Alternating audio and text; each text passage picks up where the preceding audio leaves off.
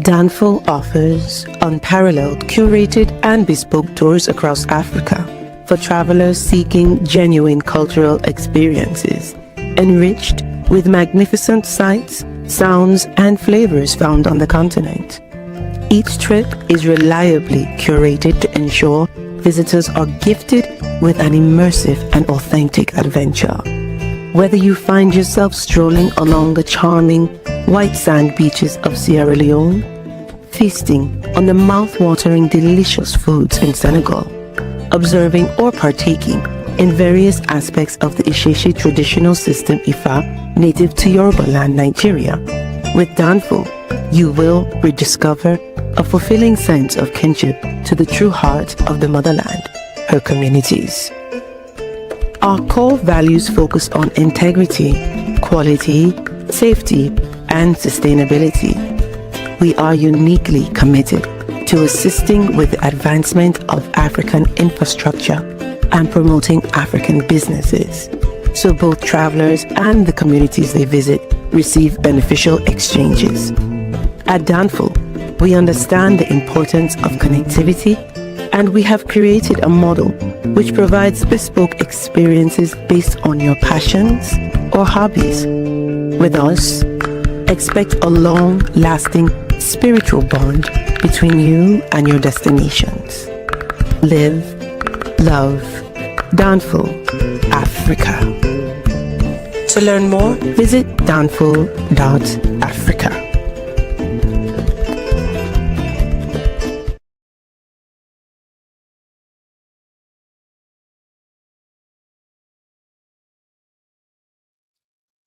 Oops. Peace, family. We are live again. Dynasty Mirror Search for Uhuru. Thank you all. Thanks so much for joining.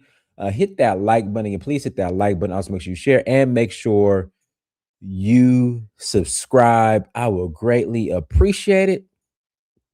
I will greatly appreciate it. Yeah, what's going on in the chat room? What's going on? Oh, we're going to get into the topic here shortly. I thought Africans had a completely different phenotype from Black Americans, and Black Americans and Africans don't look the same.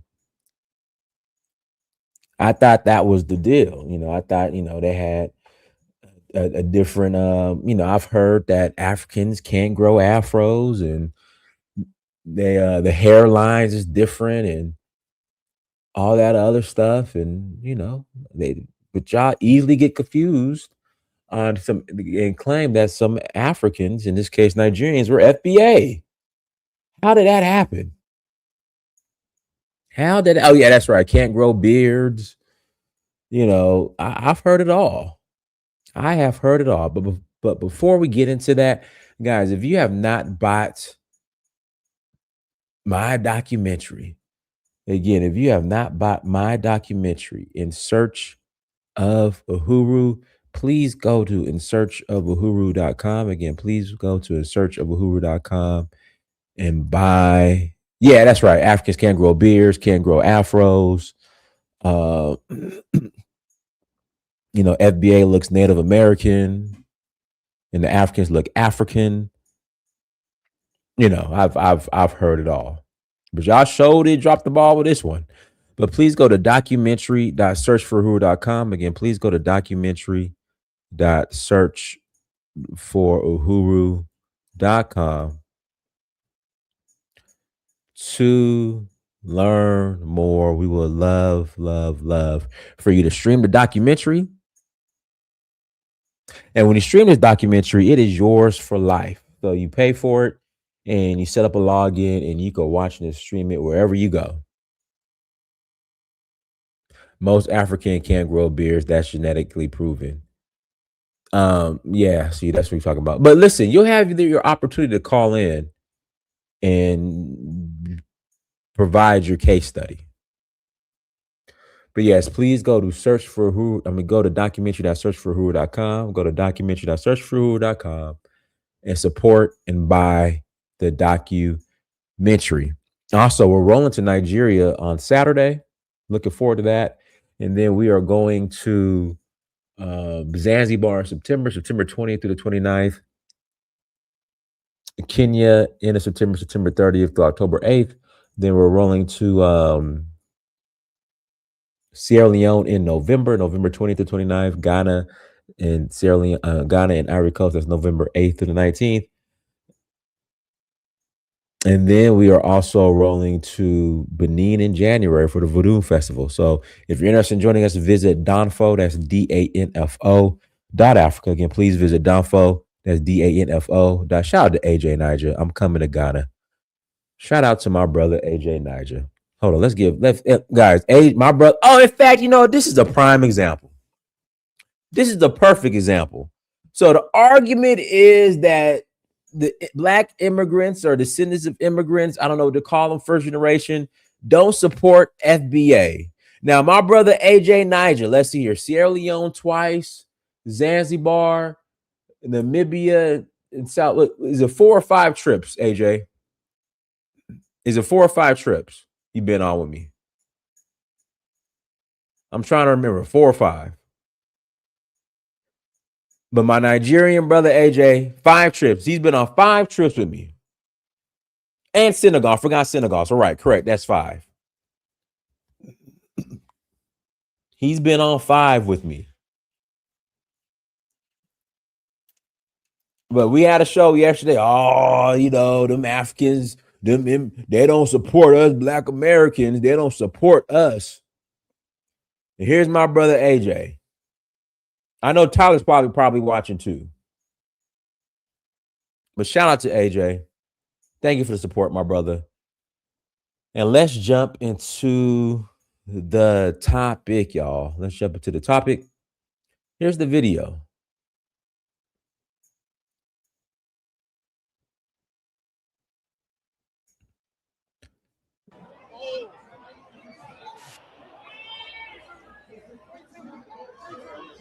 So you guys confused this man right here as being FBA. And I was told there's and he has a beard. Hold on. So we got a double whammy here. So this Nigerian who you guys claim was FBA, who you guys claim that Africans can't grow beards, has a full thick beard.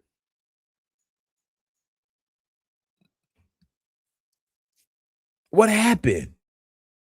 Hold on.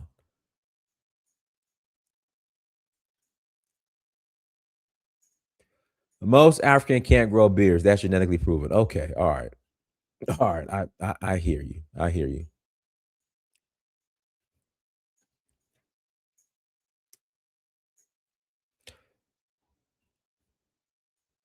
Let's continue.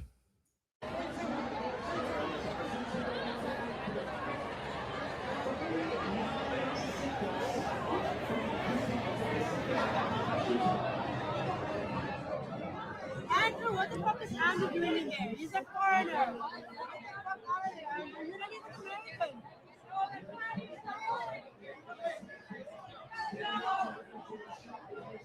That's a fucking child.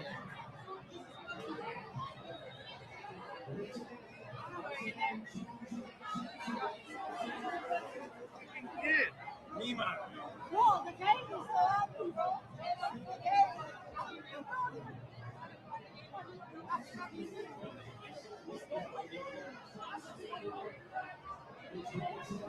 Hold on. Whoa. Hold on.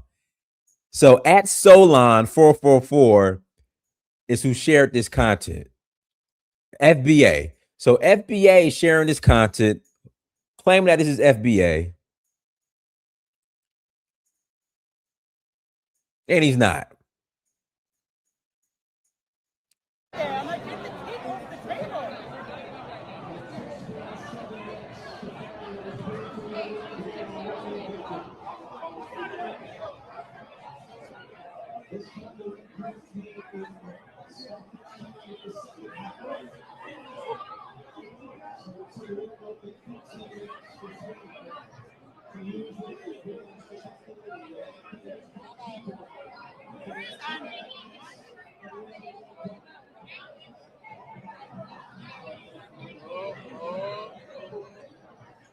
I was like, you were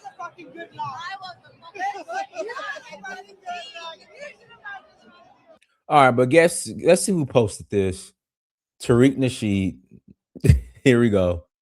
Tariq Nasheed. Some more Argentinian soccer fans had to get G checked by some FBA brothers.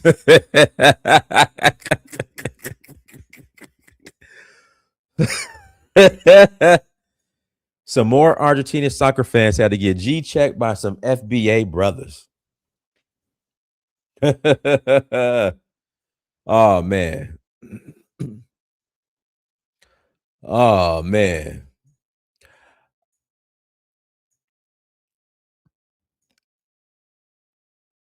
So more Argentinian soccer fans had to get G checked by some FBA brothers. Somebody tell Tariq yet? Now somebody told Tariq yet? Did he get the memo? Did Tariq get the memo? I don't know if he got the memo, y'all.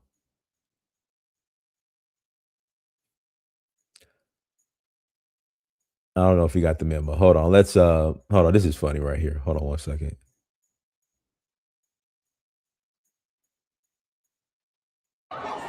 This is kind of funny right here. We'll listen to this exchange real quick. We are the new you, and you guys look at us. You guys got math from us. You guys got algebra from us. How? We were the first to have algebra and math. Sir, yeah.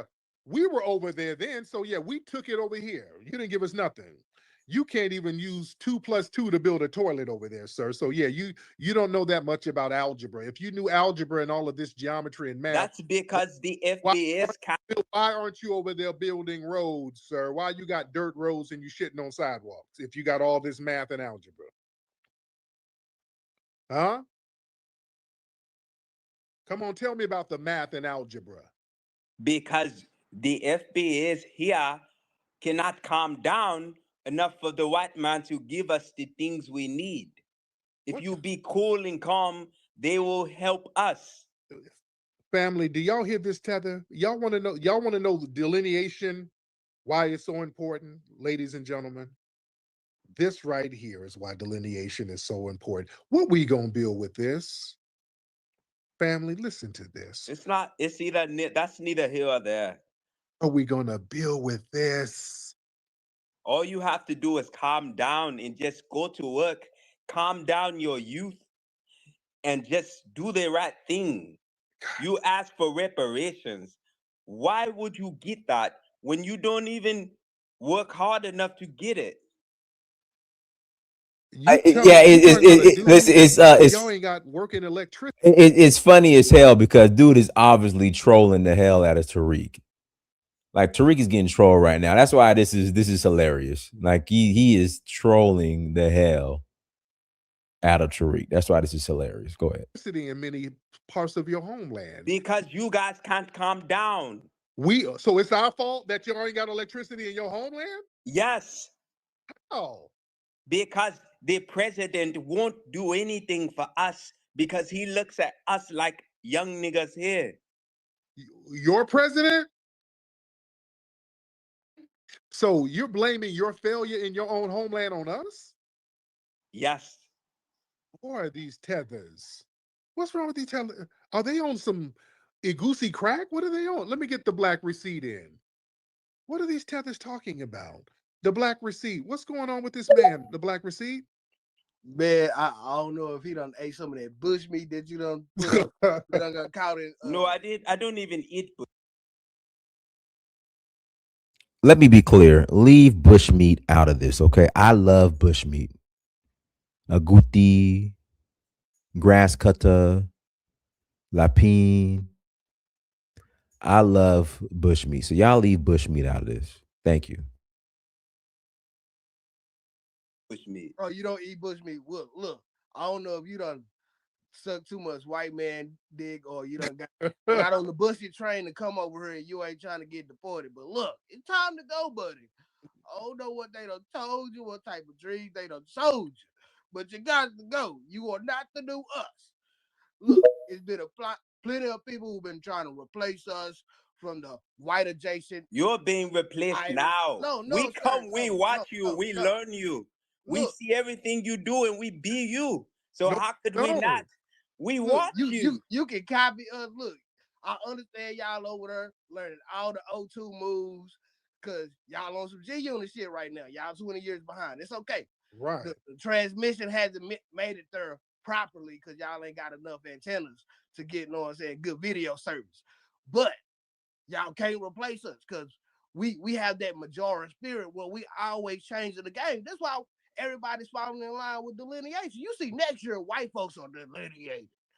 They over here fighting right now on Twitter over who's white because white folks in America don't want Jewish people to be white. Mhm. But Elon said they're peak white. So unfortunately, you got to deal with delineation. It'd be best for you to go back home and fix your homeland because I know I they look like you, so it doesn't matter. If they round me up, they're gonna round you up too. No, they're not, sir. Y'all been wanting us to get rounded up for the longest. They ain't rounding us up. And if you're the new us, name the Nigerian Beyonce.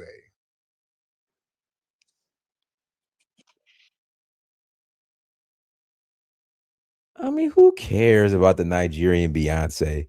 Why does everything gotta fall back to entertainment? The Nigerian name, the Nigerian Beyonce. Oh Lord. Like is that the comeback? Name the Nigerian Beyonce. Is that the best we got? Is that the best response in the snapback that we got? Name the Nigerian Beyonce. Oh Lord. He said name the Nigerian Beyonce. Okay.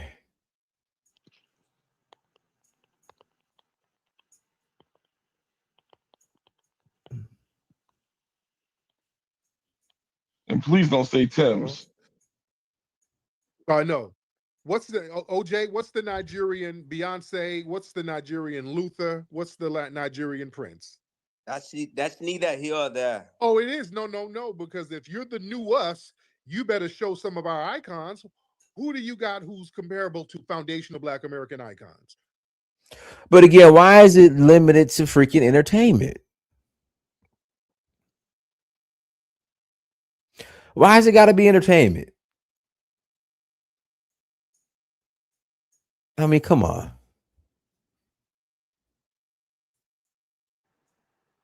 Rima. Who? Rima. FBA fan. Who the fuck is Rima? Who the hell is Rima? FBA family, have y'all ever heard of Rima? Who the hell is Rima? You hate us, but you dress like us and eat like us. Who? You. Dressed like who? What you wear? I ain't wearing no kente cloth thong. What you talking about? You're here to joke. I'm here to be real. Dressed like you. The white man. Who dressed like you? No. Who dressed like you? I don't wear damn khaki pants and flip flops. Who dressed like you? You ashy people too. You guys are ashy too. No, we're not. We are very well oiled. Your hairlines are back too. You No. look just like us. Sir, You want to be divisive. You hate us for no reason. nobody. You hate yourself. You talking about, No one talks about No, you. we're not, sir. You want us to be down bad so bad.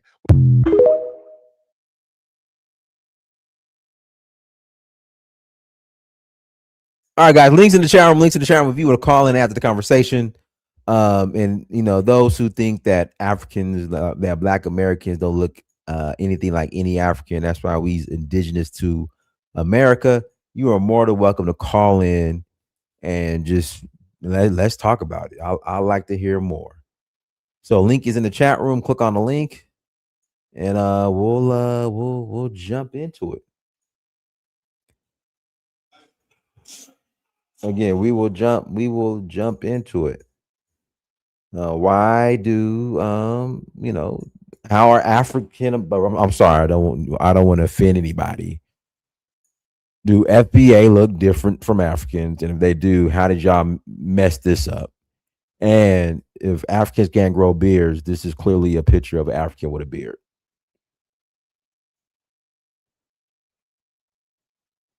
So link is in the chat room. Link is in the chat room. Dinus, you don't look like the average Black American. Well, number one, I'm not average, so that's number one. So you are correct. Kadoe, go ahead. All right. So can you hear me? Yes, I hear you. Yeah, I find this to be very interesting because it's just like looking at the color blue and another person say, "Oh, that's not blue. That's that's yellow." That's just how it is. You know, this thing here is actually going some sort of way now. Like there's the last time I gave a certain scenario. I said when people take it's both Africa and Asia that have elephants, right? But Asian elephant looks different from African elephants. So when people take African elephants and carry it to Asia or to carry it to any parts of the world, when a person see elephant to another place, once they identify the African elephant there from the Asian elephant, they will, right? They will. So the fact that they will identify the African elephant from the Asian elephant, that's the same with black people. Black people globally around the world, yes, we are black, but we don't all look the same. The black Africans that were taken from Africa, that was taken to other parts of the world, when people see them, they can know. So it's the same as the black people in the Western world. There's no single ethnic group of black people in the Western world that are not from Africa. That's a big fat lie. Every ethnic group, every single group of black people in the Western world came from Africa. Yes. So that thing they are saying is completely wrong. People can see them and know straight that that particular type of black is from Africa. And not just Africa, but they know the parts of Africa they are from.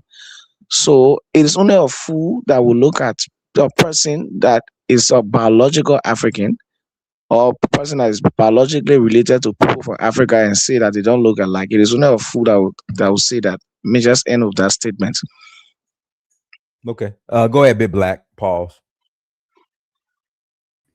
Yeah, this is crazy, man. And the tripped out thing is, I think most black people have Nigerian, Yeah, lineage. the the vast majority, yes. Yeah, this is tripped out, man. I don't see. I wonder what's 2 weeks in game. How long is this gonna Well, last? and Big Black, I was just thinking about that. What's the end? Yeah, exactly. What's the end game? How long does this last?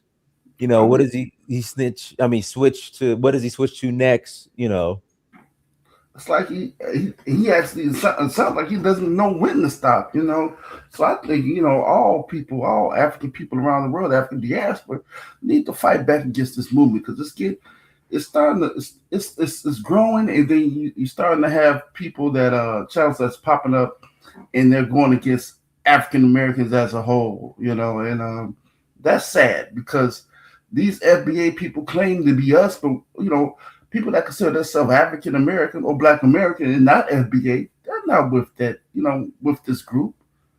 But it seems like it's being pushed by YouTube. I mean, you can't say, even when you type in the comment section, you can't say anything bad about FBA, it seems like, or your comment doesn't get read. I've looked at like a lot of the comments on your videos, right?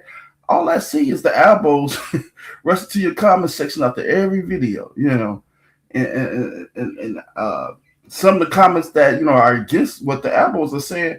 It seems like YouTube is not letting them, be read publicly. You know what I mean? So I'm pretty much tired of this movement, man. I'm gonna pass the mic for right now. All right, go ahead, gift of God. Yeah, I mean, there's clearly like similarities. There is a clear similarity. If I was to take, say, for example, someone from the Caribbean, if I was to take someone from West Africa, and I was to take a Black American, dress them all the same, and put them all side by side, I don't think a lot of people will be able to tell the difference. I don't think a lot of people will be able to tell the difference. So to me, it's just ridiculous. This is just getting petty. You know what I'm saying? It's getting real petty because, you know, like West Africans have their phenotype, and their phenotype goes out, you know, spreads out, obviously to the Americas and everything else. So yeah, I mean, it's really getting petty, and I think black people around the world, we should be doing better. We should be doing better, you know, because, you know, off topic, there's a lot going on across the world, yeah, and I think this is a chance for us to get leverage and to start getting serious as black people, you know what I'm saying? But it seems that we are stuck in petty behavior, you know what I'm saying, on the continent and outside the continent, in the diaspora. So like there's just a lot of petty things, and I think we need to do better.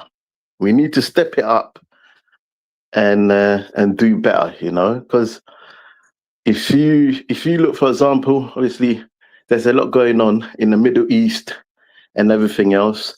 This is our time as black people, you know what I'm saying? This is our time, like, you know, to move up the social ladder, like, you know what I'm saying? But we're not getting it.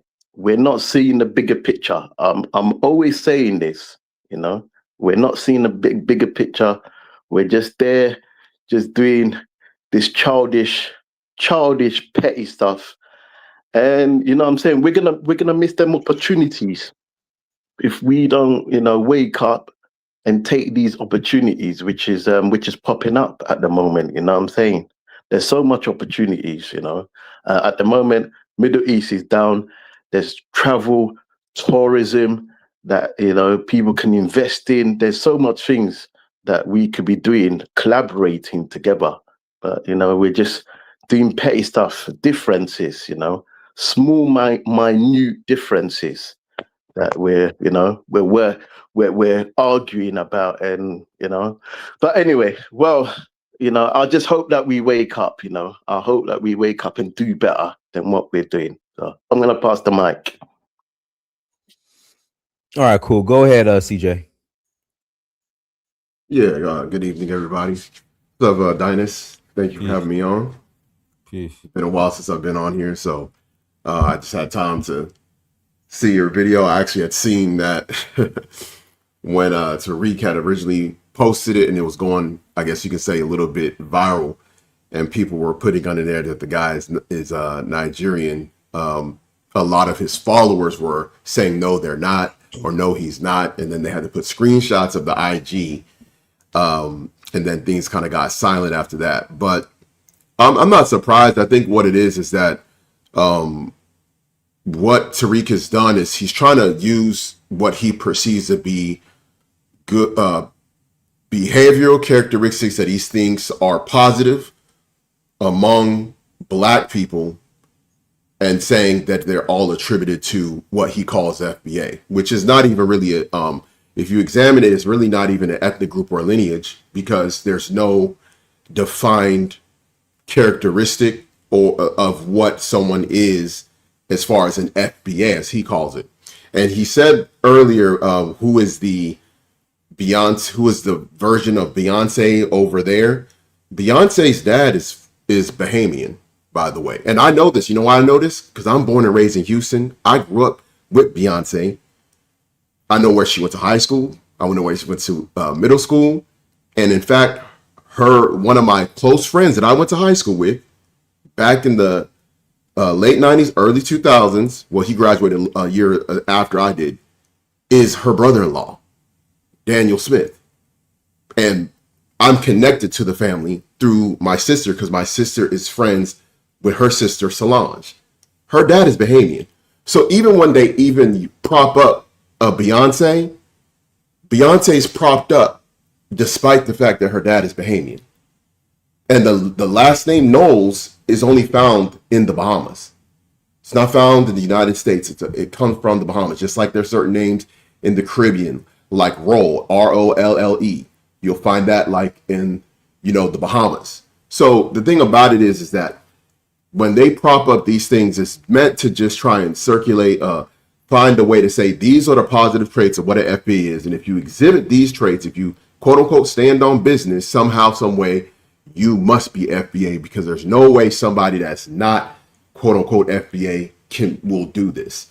And that really just exposed, what I call just the idea. I think globalization has kind of like caused this, because what people thought people from the Caribbean or Africa were, and with the internet exposing more things, I think this whole idea of being the magical Negro in the diaspora wars is basically what is driving this type of insecurity that you find among Tariq and his followers. And, that's the reason why they couldn't even talk about the World Cup. They couldn't even talk about the biggest event, that was going on the planet. He couldn't even address it. He couldn't even talk about it. His followers were lost because nobody was focusing on something that they wanted to focus on. And it just gets, it's something that's going to die down eventually, because it's a small few. And at the end of the day, if you follow any of the main people that are in the FBA movement, they all are married to women that are foreigners. Now, Dennis Sperling is actually part Jamaican. A lot of people don't even know that. Not only that, he has a child with a Jamaican mother. He's married to a Dominican woman. Phil Scott, same thing. He is married to a Mexican woman, has Mexican stepchildren that he takes care of from her previous relationship. These people are doing this as a grift, as a way to make money. And quite frankly, when it comes to Tariq, this is his last stop. There is no pivot. Every other so that's what, I don't know if you came on. I think it was me and Big Black were talking about that. But exactly, what's next? Like, what's the pivot? There is no pivot, because if you really examine his move, he cannot pivot anywhere else. This is his dead end. There's no pivot. If you really think about where could he pivot to, he can't go back to any other thing that he did before. And there is no new pivot after this. Because even if you're looking to be a revolutionary, to fight for some kind of an independence for your people, you don't burn all bridges. You don't burn all bridges, meaning like you at least leave an outlet out for you to be seek asylum. So the fact that he burned all bridges in the diaspora, where he couldn't even leave for an asylum, when you're talking about the likes of a Stokely Carmichael or any other Black revolutionary from back in the day, they could at least go to another country. They can go to Cuba, like Assata Shakur. They can go to Ghana. There would be places that they could go where they could seek asylum. He's actually burned those. So to me, there's no way that he is not, at least if he's not already been contacted by people that are in, the CIA intelligence. There's no way, because he burned all bridges. And if the fact that he's willing to go this far, he has to be getting some money. I would love to see his cash apps and see where they're coming from. I would love to see where some of his donation money is coming from, because when he talks to white nationalists, he's very kind with them. If you ever listen to him talk to white nationalists, open white supremacists, he's very cordial with them. So it's something that he's just on this grift that it has no other way for him to go, but he has to go all in. He's basically all in this grift. And, his followers, they're just people that are ignorant, because when they step outside and they run into people, they realize that they're more similar to people within the diaspora, especially those that are born and raised in the country, in the United States, than they are, dissimilar. And I think what he uses is the ignorant ones that don't have a grasp of things, that basically take hold to his insults and are like, man, he's talking about Ghanaians, he's talking about Haitians. I'm going to go and respond to him. And then he just blindsides them with whatever thing he feels like they can, get tripped up about, and it's very, to me, more of a form of entertainment when he does it. I don't look at it like he's taking it seriously. I just think he's doing it because it generates the views that he wants. He's cornered a market. He's trademarked FBA. He's very static. He's not static on the definition. You could be, if you have one non-native born parent like a Nipsey Hussle. If he thinks you're cool enough, you're in the club. It's cool kids table politics. If you do something that's cool enough to be at the cool kids table, you're FBA. And that's really all I got to say for right now. All right, cool. Go ahead, CD. Hey, Dennis. Hi, everybody. Um, Dennis. So who Hold on. was? CJ, did I skip you, CJ? You just spoke, CJ, right? Yeah, I just spoke. Yeah, I just spoke. Okay, You go good. ahead, CD. Yeah. So who was asking that? Someone was saying Beyonce. Who is African Beyonce? Who was asking that question? Dennis. I didn't hear you. Say that again. There's somebody mentioned about African Beyonce. Who is African Beyonce? Who was asking that question? Because there It was were. Tariq. It was Tariq Nasheed. Oh, he's that's Tariq. What he need Tariq Yashid or Tariq what? What his name? Dennis? Tariq Nasheed. Tariq Nasheed. Okay. Wow. So he's the head for FBA. He Dennis. doesn't claim to be. He doesn't claim to be the head of FBA. Okay. Tariq So doesn't. for the fact that someone can even uh mention FBA saying that Beyonce, who is African Beyonce, that will tell you how low this guy is. Right, with all the achievement of black people in America, the only person he can come up with is Beyonce, who is African Beyonce. I mean, come on. I mean, African Americans have achieved a lot in America for someone to ask who is African Beyonce.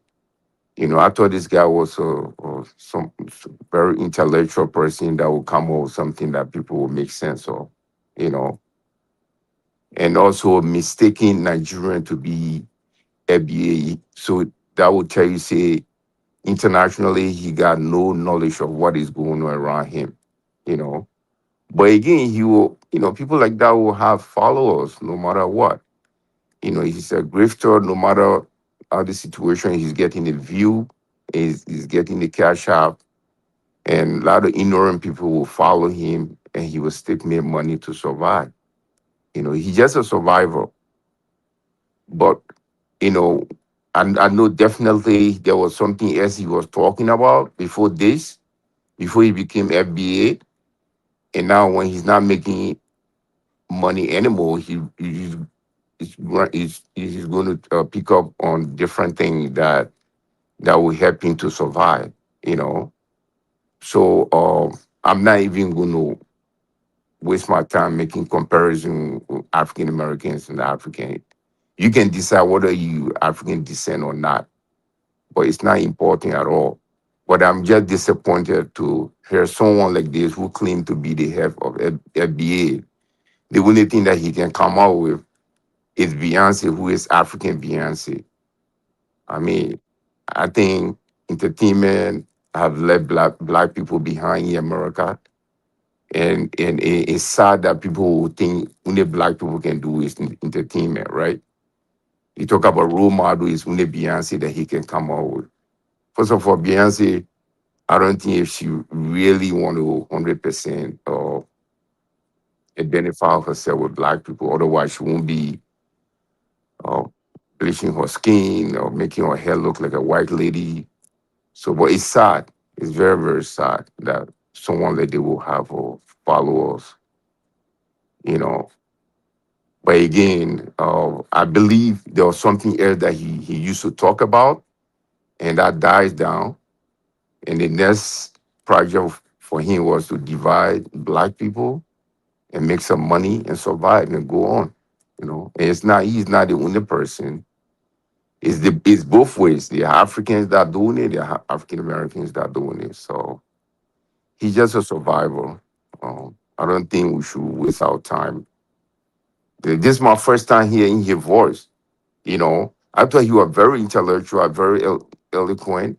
But all he talk about their rule in their rule in Africa. Which part of Africa he been though?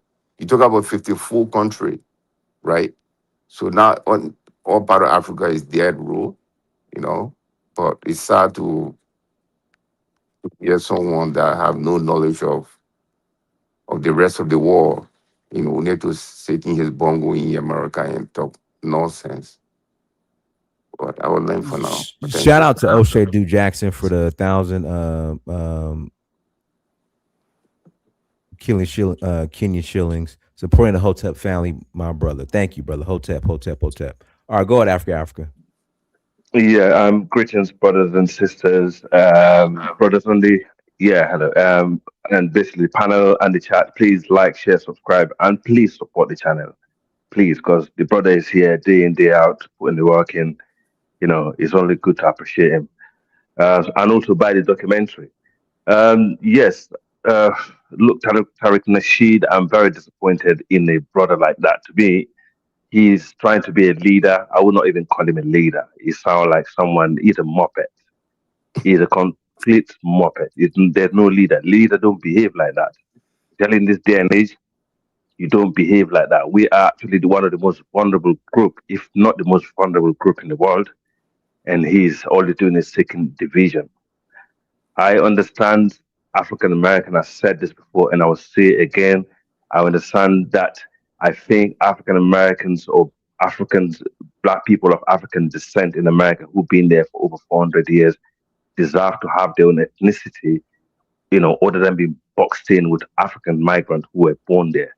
There are different reasons I'm saying this. The reason why I'm saying this, you know, in the future, it could be a really catastrophic you know, um, mistake from black people not to actually fight hard to have that secure, as an identity separation. They have to be separated to African migrants, absolutely. But the rest of it, I think there's some. It's sounding like a little bit of hate group. And I think if the people who are fighting for this FBA, if they are fighting for a separate lineage, what you call delineation, trying to have their own identity, if they actually associate with someone like Tariq Nasheed as a leader, this is just heading for it's a recipe for disaster.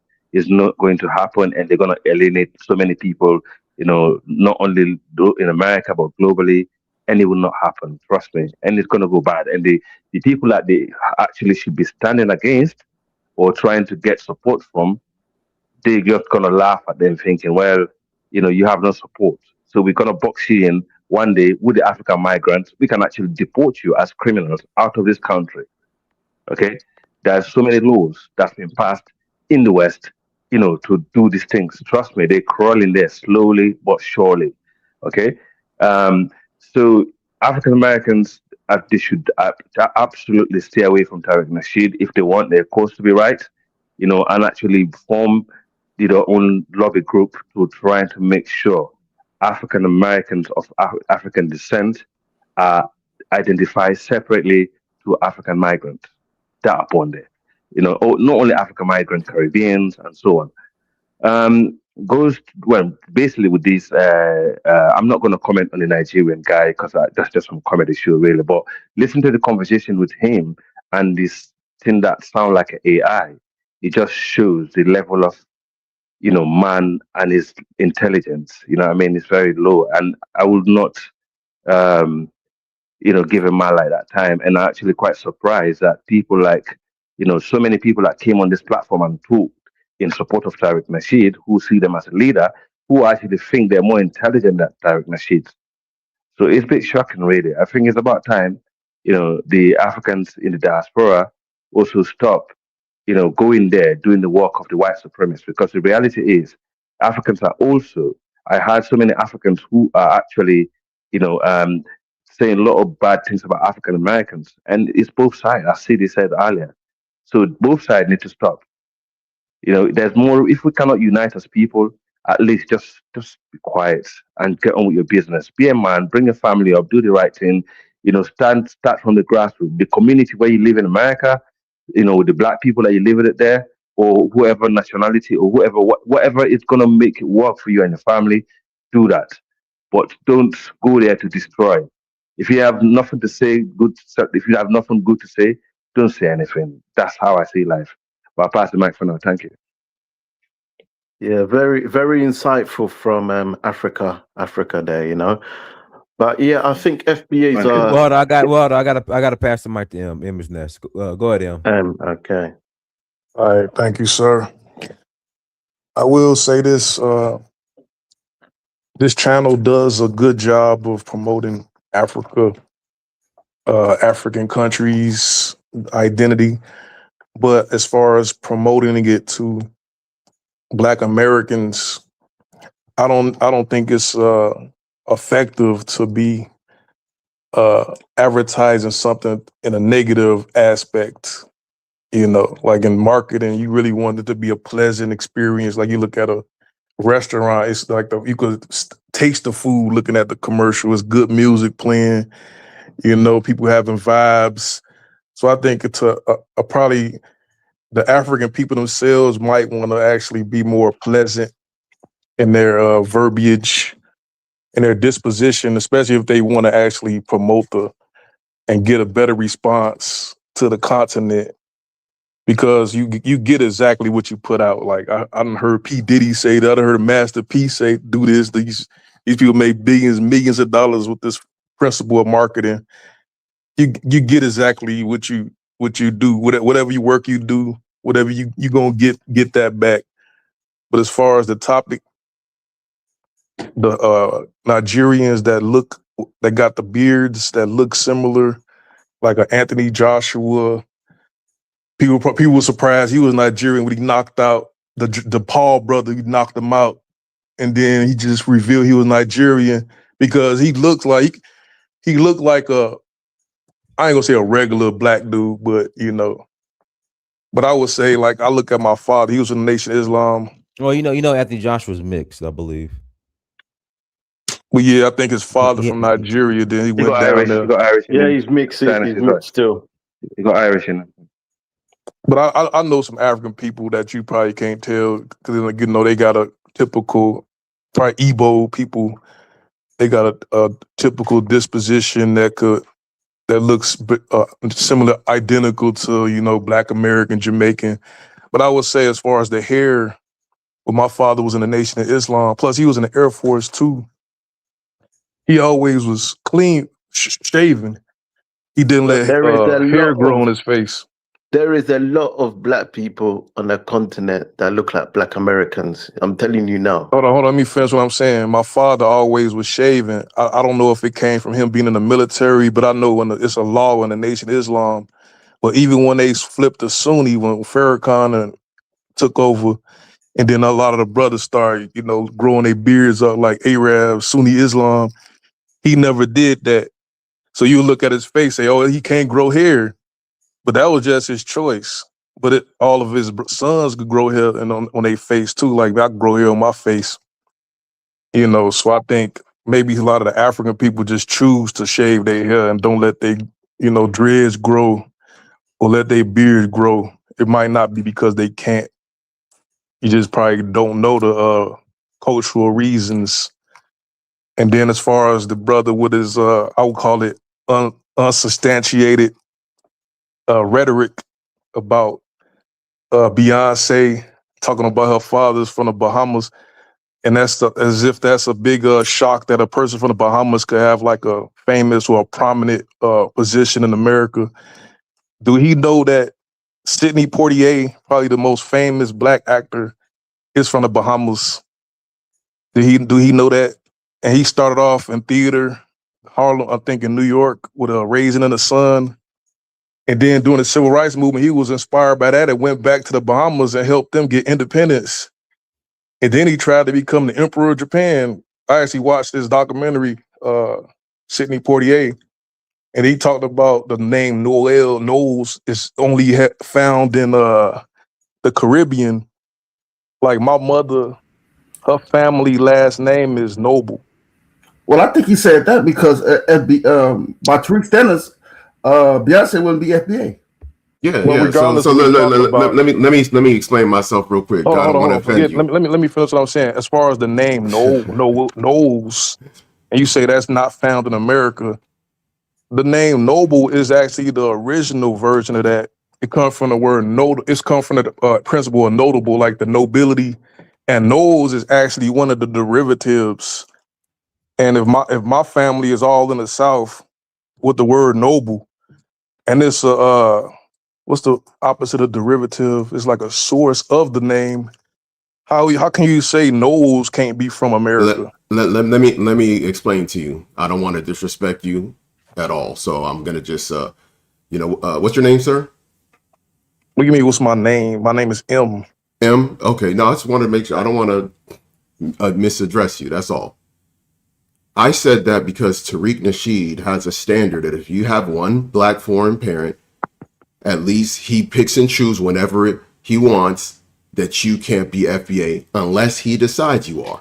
Tariq Nasheed is a comedian. Wait, hold on. He's a character. We're having a discussion. We're having a discussion based on the title and what the subject is. Okay, he trademarked FBA. You can look it up. He trademarked Foundational Black American. So anyway, Matthew Knowles is from Bahamian heritage. You can look up on YouTube of him going to the Bahamas when he went to visit, and they had a big procession for him. So I'm not speaking something that I don't know. I know because Are you telling us we're going to own Sidney Poitier because he married a white woman and he's from Bahamas? I don't think you get what I'm saying. I'm not. I don't think you're understanding. I'm pretty sure the people before understand what I'm talking about because we discussed it earlier. I'm saying that Tariq Nasheed the discussion was Tariq Nasheed had brought up in a discussion with somebody from Africa, asking him who is their version of Beyonce, because he props up Beyonce as the queen representative of what an FBA is. And by his logic, if that's the case, Beyonce's dad, who has a Bahamian background, shouldn't be propped up, but he props her up because he'll use, her mother. So what I'm saying is that he is using somebody who in other situations he would classify as non-FBA or a tether. That's what I'm saying. You're just connecting things. You're connecting ideas. Beyonce, one of her most famous songs, it's similar to Janet Jackson. It was on the Super Bowl. What's that song called? It's like a formation. Nobody want to know about Beyonce. Alabama, This is Louisiana, black people Texas. behind. She ain't mention anything about Bahamas in that song. Formation. But I'm saying, regardless of that, Beyonce actually, Kelly Rowland made a whole movie about Africa, and they rejected her. They said she was cosplaying. This was before we even used the term cosplaying. That she was culturally appropriating Africa. So they didn't want. And then, as far as like the word noble or notable, that's an actual royal class in Europe. But it's all about being renowned and being glory, like something that you did, like that story in Mesopotamia, the Epic of Gilgamesh, like stuff like that. Like when your name could just ring throughout history. Isn't that Black Americans? We're like notable all over the world without even trying. Like that's just that concept just manifested itself. Even your Sidney Poitier example, Tariq Nasheed rejects him anyway. Why that's what I'm saying. You're Sidney Poitier. Well, that makes no sense. The title is they thought he was FBA. I'm saying even they think Beyonce is FBA, and her dad is Bahamian. You can go on YouTube. Songs you can go on YouTube. You can go on YouTube and you can see him in the Bahamas. So, I mean, like bringing up these unsubstantiated theories, and then you talked about the word Knowles is only found in like Caribbean or somewhere else. There's certain names that are more prominent. Name. And people migrated. The original aspect of the name, that's actually my mother's last name. But I can say that because it's not Noble, it's Knowles. It's Knowles. And like I said, Noble is the original version. After all the years, African Americans. It's the original version of the name. I actually researched it. And that's actually one of the derivatives. What I'm saying is my mother and father changed their name because of Nation Islam. Hold on, one second. Some or none other baddie. That I mean, come on, man. What I'm saying is that I'm talking. Yeah, some or none other baddie. I mean, like your bounty price $5. I mean, come on, some or none other You baddie. trying to get people kicked off? Yeah, it's talking about $2 yesterday, $5. You're not serious. All right, go ahead. Go ahead. All I'm saying, as far as like the African people that probably choose not to grow their hair, it probably is not because they don't have a genetic makeup to do it. It might be something in their culture. Just like with my father with the Nation of Islam, he just didn't grow his hair. He just kept that in his repertoire, even though they became Sunni. And he just didn't follow the Arabs, like growing big beards and just stuff like that. He just kept himself clean cut. Dennis, she's asking how much it would cost. I'm done, though. Hey, to drop M off for 10 minutes. For 10 minutes. Hey, it's gonna be $25. There we go. $25. 25. Okay, that's discount. That's fair enough. $25. 10 minutes. 10 minutes. We'll put M on a 10. We'll put M on a 10-minute timeout for $25. Sorry, go ahead. The issue is people that talk that either there's discussions about FBA, they don't even understand the standard and the moving target of the definition. So when we talk about it, they don't understand why we're even bringing it up. We're bringing it up because the title is they thought he was FBA. Well, Tariq does this a lot with a lot of people. He did this with Nipsey Hussle. He does it with Beyonce. He does it with a lot of people that have one foreign black parent, where he picks and chooses who is going to be a representative. And then when he doesn't like them, like a Roland Martin, who has one Haitian grandparent, he is a non-FBA all of a sudden. So a lot of people don't know that unless you have followed how Tariq Nasheed has been defining what FBA is. That's why it's not an ethnic definition. It's really a club. It's based off of who he says he likes. If he thinks you're cool enough to represent what he calls FBA, you're FBA. This is the issue that I have again. I know Black Americans, we know that they have achieved a lot. But entertainment or sport, when you walk into the workplace that you are engineer as a Black person or an accountant, they will always doubt you because they think all Black people know is entertainment, right? And I think entertainment, yeah, it's good thing, but Black success should not be measured by entertainment anymore. And it's sad that when you walk among white people, they would think that this guy doesn't belong here. All you need to go and become a rapper or football player. And it's sad that our success is always being measured by athletes, entertainers, and it's not taking Black people anywhere. I think that's why we've been at the bottom of everything in America. And it's sad. Yeah, but that's because my workplace where I goes work. For Africa also, CD. That goes. You can say even in Africa it's the same thing. You know, most of the, apart of Dangote and some of the few billionaires in Nigeria have, most Africans are just entertainers. In England, most of the footballers are Africans. The artists are Africans, like Afrobeat and all this. We're just entertainers globally. It's not just Black Americans. No, but what I'm saying that our success should not be measured by entertainment. That's what I'm saying.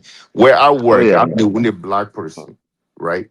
So if I decide to, I don't go to the office, but at least once in the year I go to the office, right? But when I go and meet a new employee and being the only Black person, his thinking would be like, this guy probably doesn't belong here, right? He should be a football player or entertainer somewhere, right? So this year on Tuesday, I went to the office. I met your employee, right? And he asked me, "Oh, you work here?" I said, "Yeah." How long you been here? I said, "I've been working for the past 6 years." But I could tell from his face that his reaction was more of like, how can this guy be the only Black person here? Maybe he's here because of affirmative action. You're right. He doesn't even belong here. And it's sad that our success should always be mentioned by someone like Beyonce, Jay-Z, and not only Terry. I see a lot of Black people when they talk about success, they when they talk about entertainers. Hey, do you really believe that? Do you really believe what you're saying? Well, I was just saying him. That's how white people think of Black people globally, right? They'll see let's say a Nigerian doctor or a Nigerian engineer, and they think it's just a phenomenon, and everybody else is subhuman. That's how they think of Right. us, whether you're black and I mean, you're CD. Yeah. and It's just you know, sad. African American. That's how they think. Hold It's like on. racism, but you know, we talk about systematic racism, white racism. That's how white racism looks at us. It's like you're some phenomenon. Nobody else can do it. You did it. I don't know what happened. Something happened in the genes, but you know, and allowed you to do it. But the other race, your other people in your race are subhuman. That's how racist white people think. What I'm saying, Yeah, but CD, do you really that's believe what deliberate. you It's not. said though? It Can shows I no ask you, CD, a And question? that's what we promote. Mhm. I What? mean, do you really believe what you said though? As far as like black people only are seen as entertainers, do you really believe that? Yeah, It's not about belief. right. Look, Yeah, look. because It's every visible. success, everybody that I see speaking But here how in did you get your America, position? You joined the Black Organization for Accountants. NABA. The name is Yeah, NABA. black accountants. Right. So But none of them black yeah, people got a that's job. Just you. right. But that's the type of organization I want black people to be known for. I mean, Yeah, that's a but Right. black we We organization. should be hired based on different talent, Like, listen. different professions, When people but not study, all should not be based on entertainment, when people go to which is school to very sad. study, when people go to study AI, when they go to study medicine, when they go to study modern mathematics, they're studying Black Americans' achievements. Like, we actually modernized like all of that. You wouldn't have That- any type of modern computing. You wouldn't have AI. You wouldn't have like the blood plasma, heart transplants. Like, we're not known just for entertainment. That's just a yeah, but, that's but just but an why we can't extra. talk about that? Why we That's can't just talk something we're about that just instead Yeah. of talk actually about good at Beyonce? too. So Like, we're if we talk about comedians, that, if we scientists talk too. about that, we'll be like, well done. Yeah, Don't think Like, we this is listen. Don't actually think we known against. facts. Like This is what we love. We love even to hear that. architecture. Like, one of the greatest Um, architects is from these are the California, things you should be coming Paul here promoting, not Williams. division. yeah, but you You see, should be all coming You these here just achievements promoting choose that not black to things. people talk have about it. had, all the No, but achievements we have you're had not in this talking about it. country, All you do is talk you're about through division. everything. They could talk about entertainment. Why you can talk about all these scientists that we had before? You see, you and Yeah. I are on the same page, right? What do you mean how we I don't don't talk have about the anything. I scientists don't that we have had before? anything. I don't have You, anything against honestly, Beyonce, you need to stop. You need to slow down, bro. but we Because have created basically, more Beyonce, see, more let me Beyonce. just say one thing to M, right? M, you need to slow down because the thing is, you think all Africans are the same and all Africans are against Black Americans. All Africans want the downfall of Black America. Or I understand the mindset you have towards Africans based on the transatlantic slavery and also what happened in Liberia. I'm with you on that. Most Africans who have common sense are also with you on that, and also you don't want to be associated with a group of people who migrated to your country not long ago, having to be bunched in, as one group, and the same people who actually sold their ancestors as slaves and also benefiting the same thing that you're benefiting. You don't want to break bread with them. That's fine. I understand that. But, to think all Africans are the same or all Africans are against Black Americans or they want the downfall of Black Americans, that's not true. That's just delusional. And that's not in my experience. I mean, as And far as like, we share country. Sierra Leone, we share country with African Americans who came back, as free slaves. We share country with the Caribbeans, the Maroons in Sierra Leone who came back as free slaves, and also Nigerian and other West African tribes. We lived together with harmony. We had war. We suffered together. We came back and we built together, and we interbreed and intermarried together. There's different success.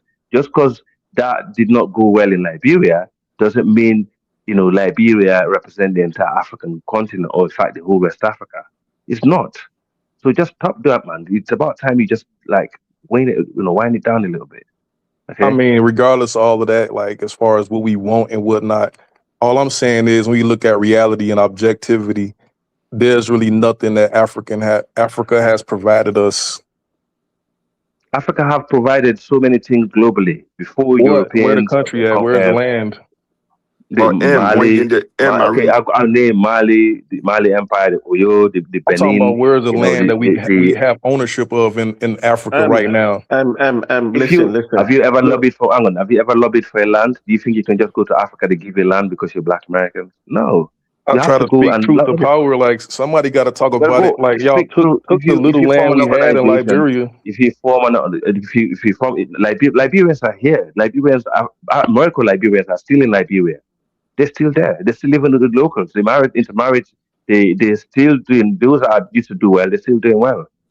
You know, you can join them anytime. Nobody's stopping you.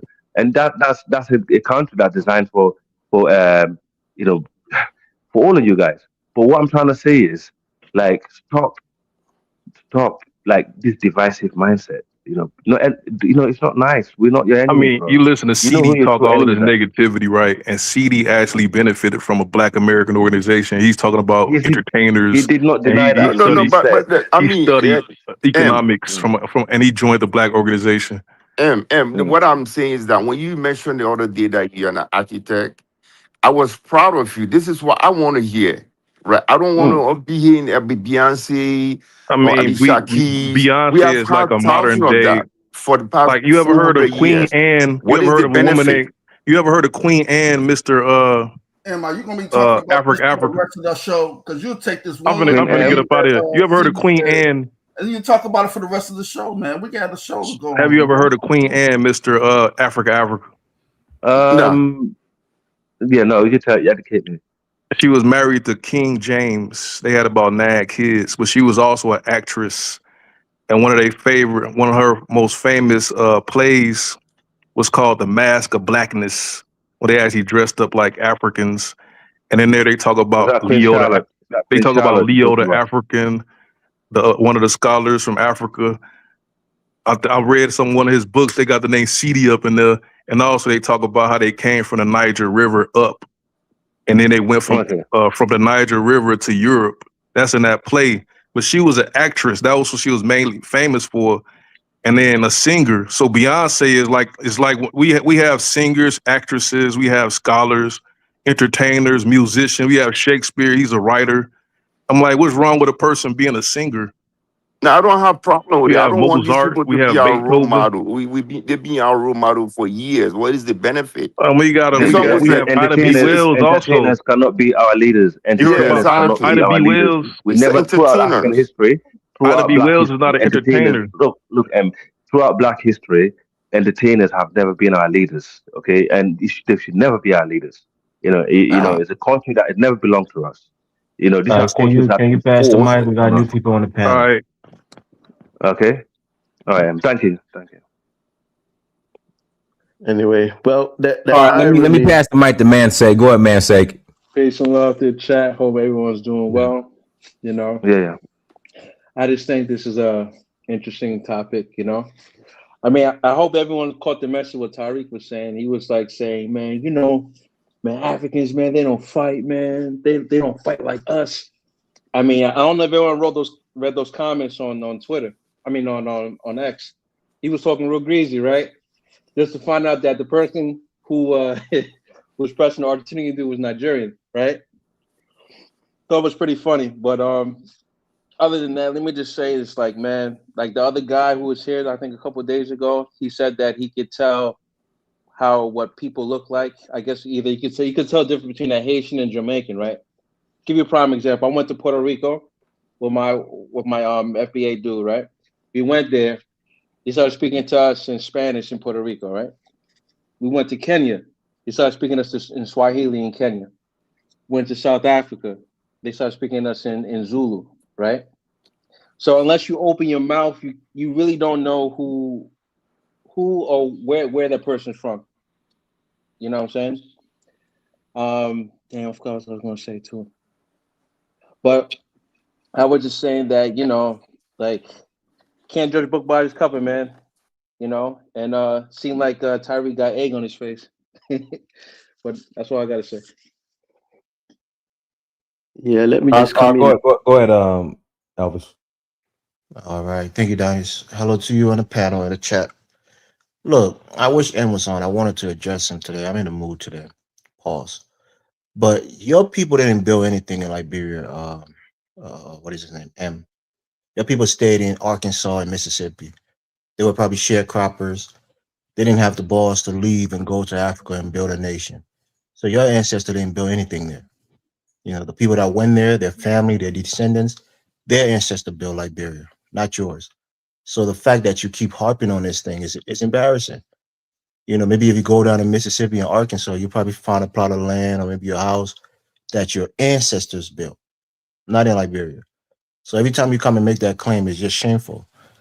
You know, and we have Africa booty clapping for you, like trying to be all cozy with you. You know, this guy is a nobody. You know, I don't have to, appease him when he comes up with that stupid rhetoric that he had Liberia and we took it from him. You didn't have shit unless you can prove to us that any of your ancestors built anything. You know, tilled a plot of land or did anything, planted anything in that country. Then you have a claim to it. Well, you ain't got no claim to it. Your ancestors stay in America. They were too coward to go to Africa and start anew. So we don't want to hear that bullshit. But like what Mansik was saying is true, and it's a case in point that you can't tell Black Africans apart from quote unquote African Americans, especially Nigerians. You know, that's what a lot of people are. I don't get the African American Nigerian hate because a lot of Nigerians, you know, men especially, they look like African American men. Most Nigerians, you know, especially the Yorubas, can grow 4 beards. If you see them, you think that's just a regular Black guy. Now, if he was a South African, you probably would have told, you know, could tell because they have a different, you know, a slightly different phenotype than West Africans. Or even if he was an East African, like a Somali or Kenya, you could probably tell the difference. So, you know, when African Americans say we don't look alike, what they're really saying is we have admixture. And some of us are lighter skin. We have, you know, a bit of a straighter, you know, curlier hair. So we have a different appearance than the West Africans who barely have any admixture.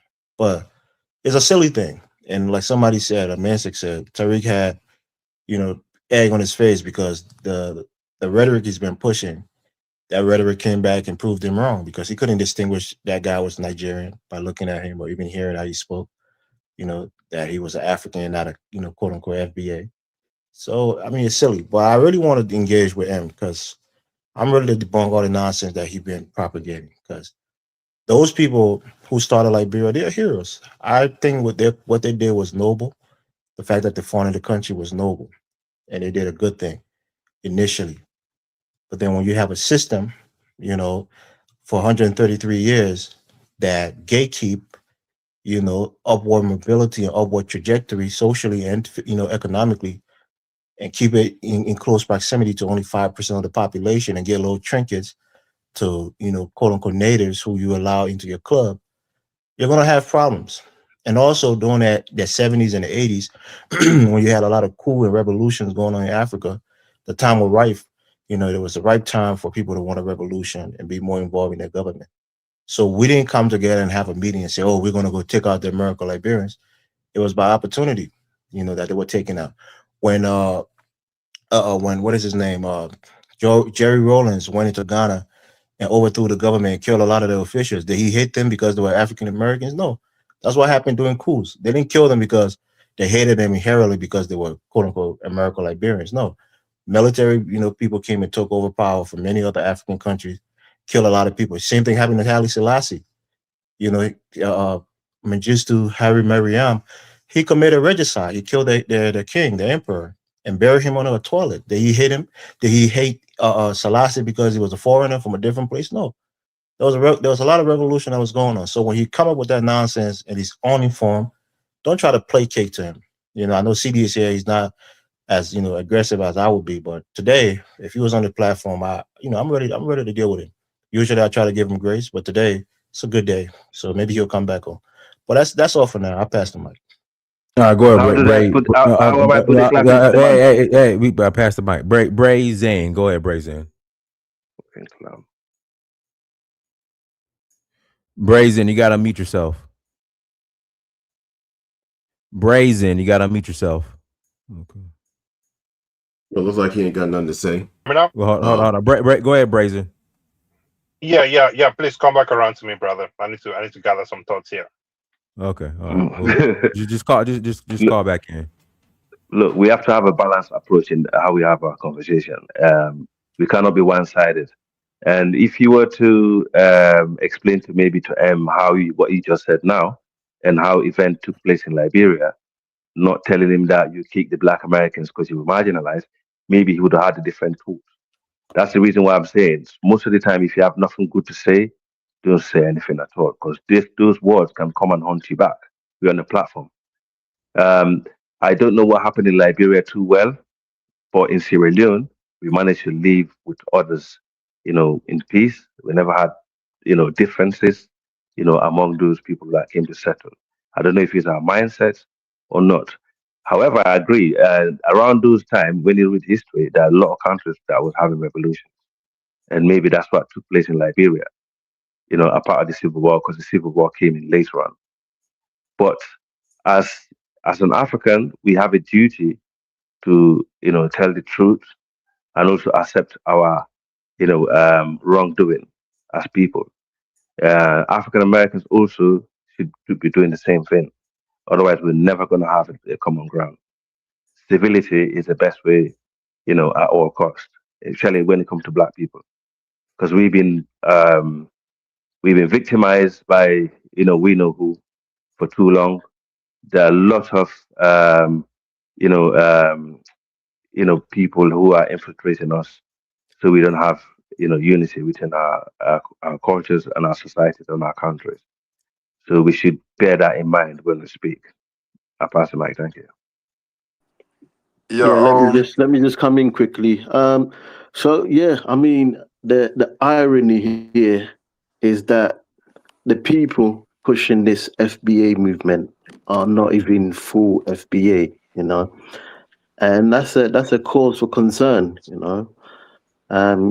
got people there who are pushing all these agendas, and they're not even full FBA. But all I have to say, if the real FBAs wanna obviously establish something, and if they want to establish something, they have to really take this seriously and move away from people like Tariq Nasheed, and move away from certain people, because I think this could be a great thing.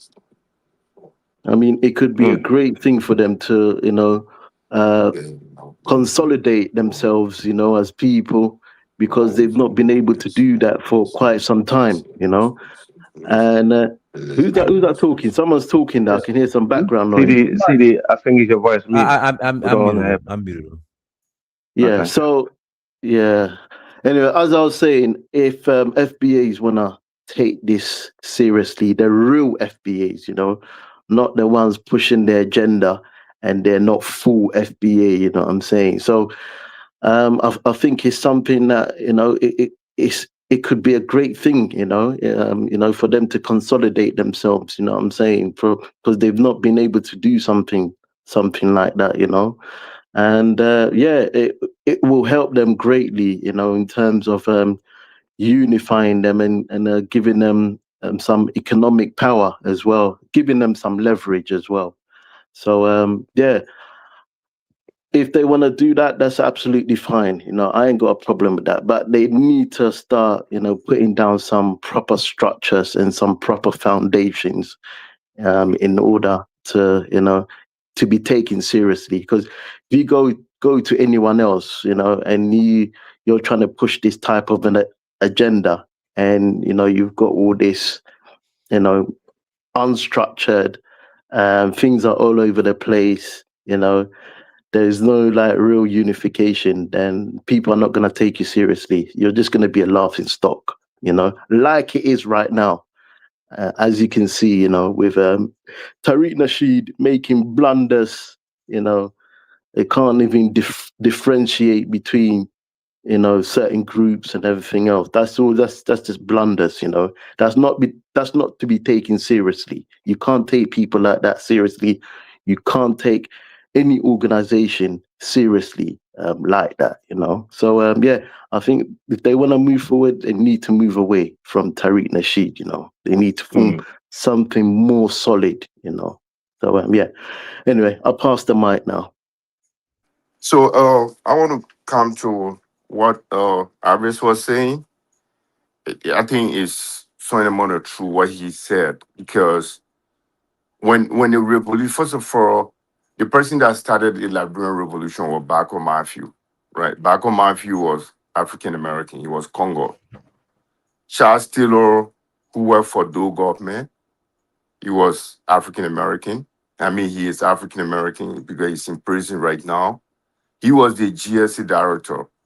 So it was not like the revolution was against 100% against African Americans. No, people did it because of their different sort of interests into whoever come into leadership. I remember when Africa and Africa spoke about this guy, Dr. Boma Formula. He worked for Oh Doe yeah, government. Meata Fambule. Yeah, but their bigger brother, Is Dr. she Boma Formula. Mende or Vi? Okay, is it Mende or Vi? They are Vi, but Okay, they yeah, are more Vi. of like a half Congo, right? So No, his mother is Gribble from uh Kipamas. His father is a Vi.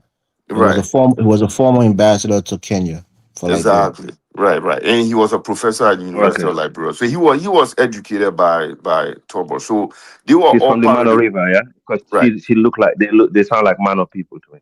Right, but so they She's they from the were Mano River. educated. They were educated by Togo government, and then when Doe Mm. came, because he never had the way he expected Doe to rule the country.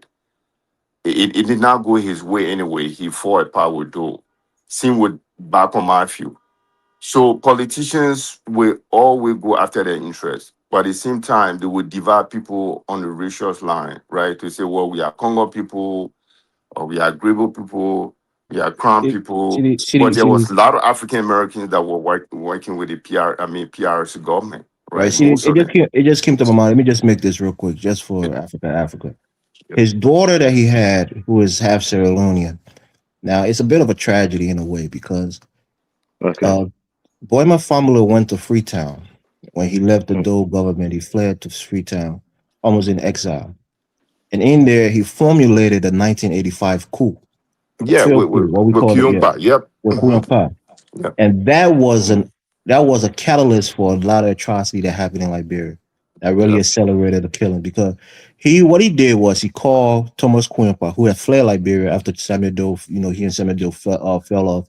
He came to America to his wife. I think he was in Rhode Island or Delaware, somewhere on the East Coast. And Boyma family kept, encouraging him, prying him to go back to Liberia and overthrow Samuel Doe. And eventually he went there. In 1985, in November, he tried to do a coup. The coup was almost successful, but he didn't finish the job. And Samuel Doe, his guys came from the barracks from Shuffling, and it was just The it counter was coup. yeah, Yep. the counter coup was ridiculous, and it was very, very violent. So just a little tidbit of history of who Boyma family is. That's probably where he met Miata family's mother when he was in Freetown for that time, In while he was Sierra planning Leone.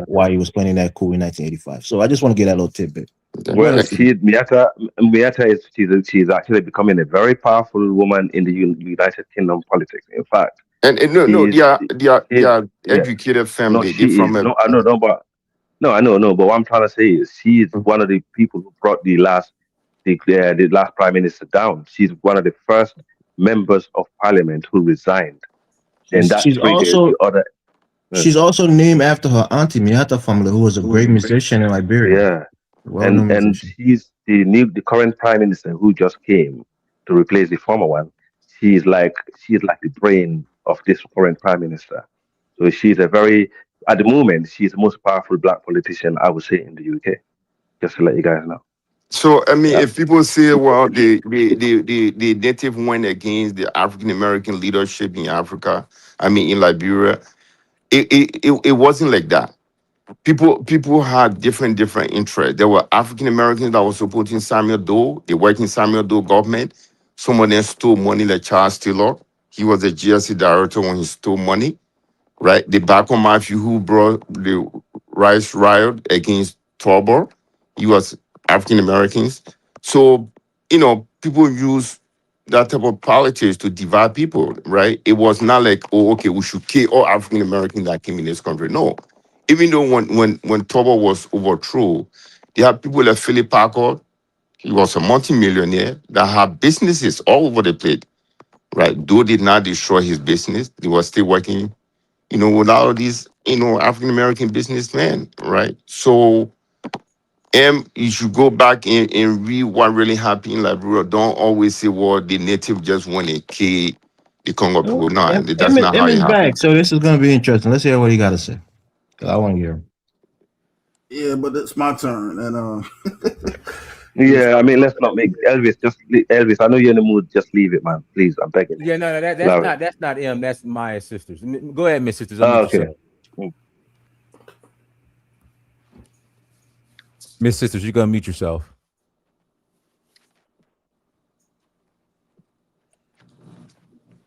Miss Sisters, we can't hear you. Oh, can you hear me now? We hear you now. Yes. Oh, okay. I thought I was mute. I was going over to do something. I just have a question, and I think it's City. Is that how you say your name? CD. CD. Yep. Okay. And are you an African immigrant or are you an African national?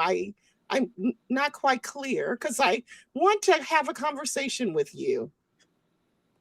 Oh, I'm African immigrant from Liberia. My name is Sidibe. My last name is Sidibe. Sidibe. Okay. Yeah. Yep. Wonderful. Okay. I'm from Madingo tribe. Ooh. We have 16 tribes in Liberia. My tribe is one of the 16 tribes. Okay. Okay. Yep. All right. Well, I would just like to have a conversation with you because, you've been able to articulate a point about FBA that I would like to pursue a little bit further, and I want to know what you think. Okay. All right. I will admit that Tariq Nasheed, that his definition on FBA is problematic. It appears to be dynamic, and at times I am not clear on who would qualify as FBA because it seems to be a moving target. And whoever said that in previously, I believe you're right, but that's my opinion. But here is my question for you. And even though there are limitations with FBA that I have, I still support delineation for this one reason. And that is this. When Black immigrants become US citizens, and the difference between when whites became US citizens. Whites who became US citizens, many of them were from Europe, and they could trace their ancestors with documents to a particular location in Europe. The issue that I have, and the question that I want you to answer is, FBA, unlike white immigrants, we cannot trace our African ancestor to a specific location and directly to those kinship ties. So my question is, why is that not discriminatory against FBA? Do you understand my question? Ask your question again. I didn't hear that last part. Okay. If white immigrants who came into the country, right, they can trace their ancestors in Europe and also their kinship ties, and they are not being called upon to claim European American. Why is it that foundational Black Americans who cannot trace their ancestors on the African continent to a particular country or a particular tribe or kin, How is that not discriminatory? Why should there be different measurements for FBA compared to other ethnic groups in the United States? Well, I will go down. I will see an example with, let's say, for example, the Italians, right? The New York Italians, right? If George Clooney or Robert De Niro go to Italy, right? They have an Italian name, right? And the Italians in New York, they will call them Italian American. When you go to Village, Brooklyn, we know their neighborhood. They will identify themselves as an Italian, right?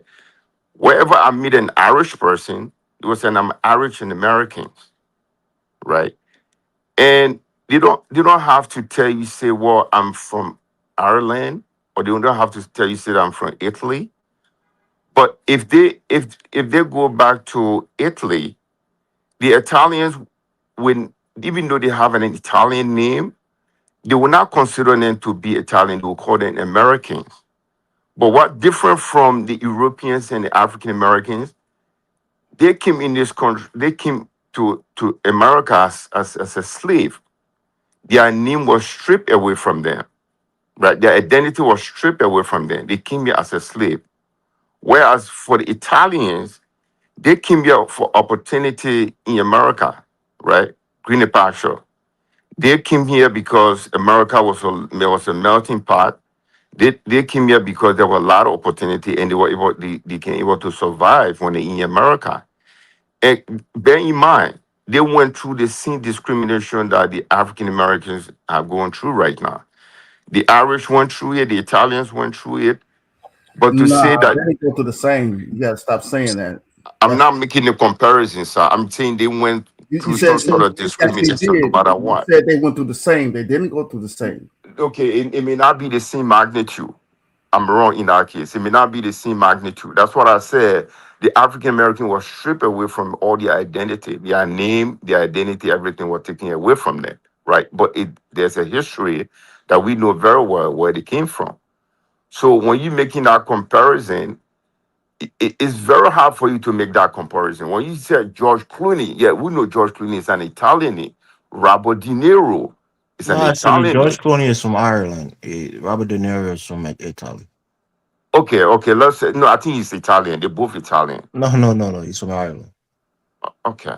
All right, okay, let's say he's from Ireland, but they have the Irish name, and Robert De Niro, he has an Irish name. But the Italians know very well these guys, they are Italian, right? So it's almost like the way the African Americans will say, well, African don't even consider to be African. And that's not true. I have my son and my daughter. When I'm with them, when they do certain things, I will say, well, these are American kids. I'm not going to say these are Black American kids because the behavior, the attitude is kind of different, right? All African sometimes call their kid in that perspective. Same way with Italian. When Italian American go to So, Italy, so you they would. got so see it quickly, right? You have to Mhm. agree with the African Americans when they say they're not Africans, because the same thing you're saying, my parents said it to me. Less so now that I do with my kids, Right. but they say that we have American kids because what it means to be African is the culture, liking the food that we used to eat. A lot of our kids don't like the food that we ate as kids, growing up, CD, you know that. So Right. just their mindset and the things that they like is different. The way they see things is different. So an African American who hasn't been to Africa, hasn't been exposed to the culture, the language, the way of talking, the way of understanding and thinking, when they say they're not Africans, because to be African, it means something. I can get along with a Nigerian, I could get along with a Ghanaian on an Right. African level, but our kids probably won't be able to get along with the African kids from Ghana or Nigeria if they went there. So there's nothing wrong with African Americans saying they're not African by Oh, culture, oh yeah, yeah. but by No. race with Mhm. Black African people, I think they can admit that. They seem to Right, be right. getting along just fine. It's almost like my son. My question was Mhm. that you really didn't hone in on my question, and that is there are two different measures in the United States to define ethnicity. For white ethnic groups, it's based upon documentation directly to their country of origin. But with foundational Black Americans, we are called upon to accept the African label, but there is no documentation that states what the direct tie is to Africa. White ethnic groups, they are not using genetics or DNA. So if white ethnics are not using DNA, then why is it that there has to be a requirement for foundational Black Americans to use DNA in order as a reason for stating that they're African? I think Jesse But J. because I the think fact Jesse that J done it. they were stripped of their identity, and no, in Africa being a 54 state, so the easier way for them to know which part of Africa they came from, they have to use DNA to do a DNA test to know which part of Africa they came from. You know, And I understand it, and then you're actually proving her point. we cannot change this. The only person, because if you look on the job application, they have Spanish and whatever the group is, they group everybody in that way. They classify African and African Americans. If the FBA are really serious to delineate from the Africans, they have to talk to the federal government where every job application they should put FBA, because going on social media Thank you. I've been saying and this causing a a lot long of time, please. noise and Yeah. dividing people will not solve the problem, because some people using it as to make money, some people use it to use as a survival of income, and I believe that's it. But if you are really serious, you have to go to Congress But and put see, into Congress telling them, well, we have It has to be FBA on done. it on the I see, think You application. have to do it. it's in reference so, to a so somebody historical like Miss because Meyer's sister, right, who's very intelligent. She Mhm. knows history. She knows that it was a concerted effort by the white slave master to detach Africans from their Africanness. They took the name, they took their history from them. But the one thing that you can see when you look at yourself and you look at Africans is that you look similar. So you know that there's a link between yourself and the Africans. So if you try to say that, well, we're not African inherently because we're just not African, no, there was an effort, to take that Africanness out of you Okay, and let me give say you, this real quick. See, and there's give you a, no identity, so that you'll be like a clean slate, and the white man can impress upon your people a new identity okay, that you're guys. Let me not say running this right with here. and think Let me that say this you're right not here. attached to Yeah, Africa. someone want to have a word, Elvis. Yeah, go ahead, guys. I'll pass it. Well, let me read this super chat real quick. Moose Room 3368. Thank you for $2 holla. From a Salone bro to my Liberian bro, Kudosto rebuttal. Okay, let me say this right Yes, quick. sir. Thank you, my brother. Okay, let me say this right quick. So there was an African continuity that, even though they took a lot of our culture, right, from slavery, that still went on in our genetics, right? Things that, even the way we talk, you can hear that African continuity. A lot of our slang words, end with A and stuff like that. That's what the whole Ebonics movement was about, right? Our African continuity, and that's why a lot of Pan Africanists and Afrocentrists try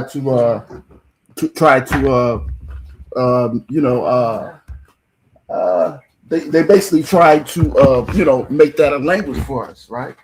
So we do have a culture. Secondly, so we are African Americans and we do have African culture. We just got placed. Our culture didn't stop. You wouldn't say that white culture is the same as Black American culture. No white American would agree with that. It's not the same, right? Because they believe that we do things differently, different culturally. So, Big Black, what would you say to Hold Smokey on. Robinson when he said, "I'm not African. There's nothing about me that's African. I've never been to Africa." What would you say to somebody like that? Yeah, I would say I was clueless to him to say that. I definitely disagree with Smokey Robinson.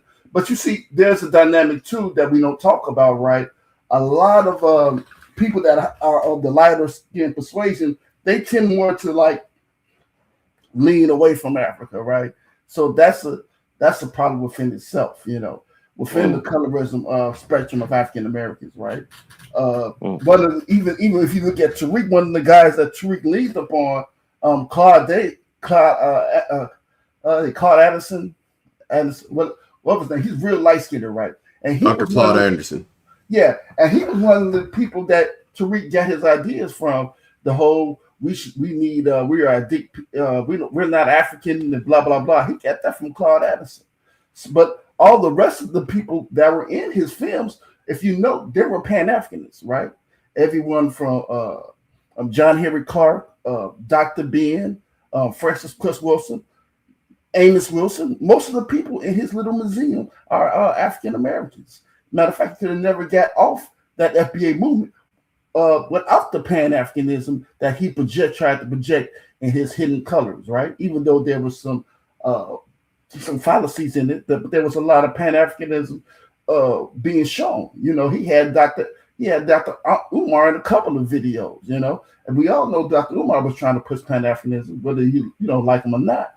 But going back to the term FBA, the whole thing is, I could say yes, we probably should have maybe a different name, as far as like a different name for our like ethnic group, right? So the confusion can die down. But FBA is not the name for it.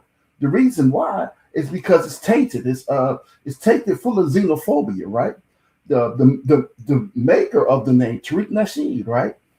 He made the name, right? He coined the name. He trademarked the name. All he does is 4 times a day is push out xenophobic rhetoric. So what would be a solution for the name that African Americans should be called now?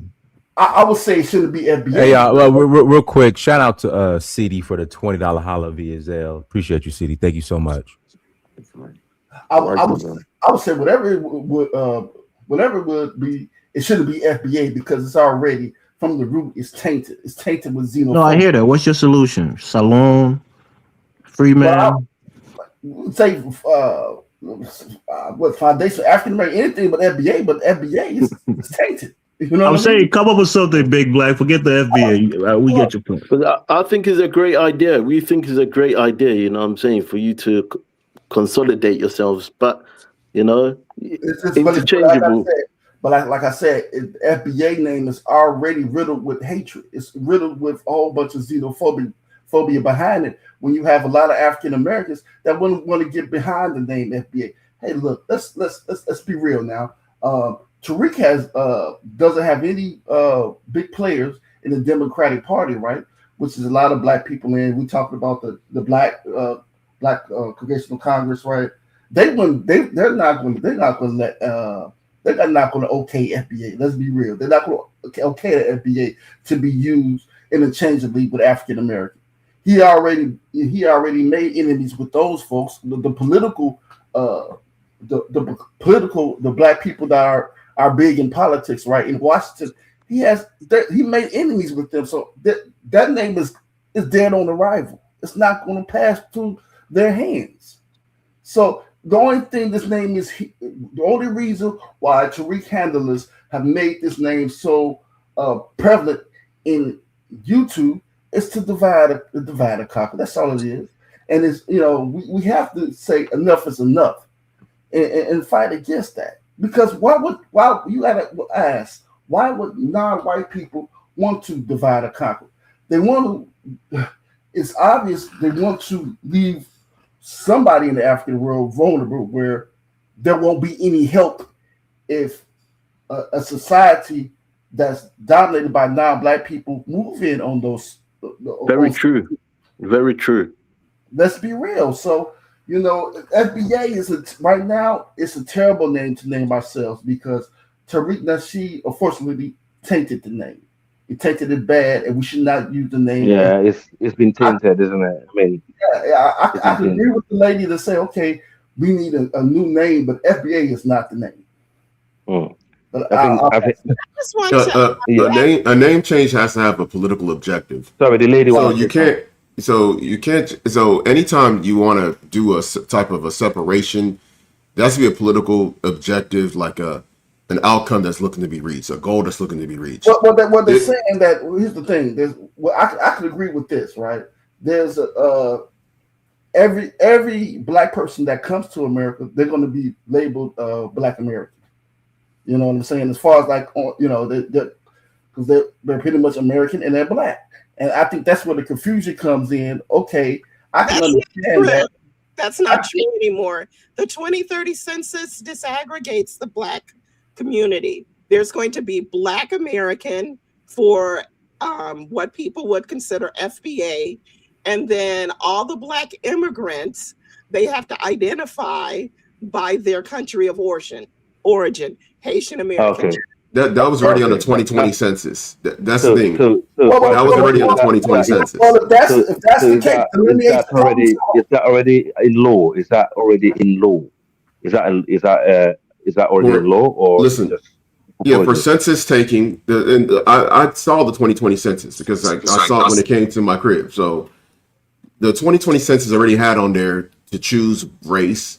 You choose Black, and then it had different options. They put in a checkbox the more prominent countries of that Black foreigners come from: Jamaican, Haitian, Nigerian, Ghanaian, Ethiopian, so on and so forth. And then if your country wasn't on there, you write it in on the other checkbox. So they already have that on the census. What I'm saying is that nationality, or not in terms of nationality, though. Yeah, in terms of nationality. Now the thing about it is, like I said before, you see how crafty they are. They put down the census, but not on the nationality. Is that something?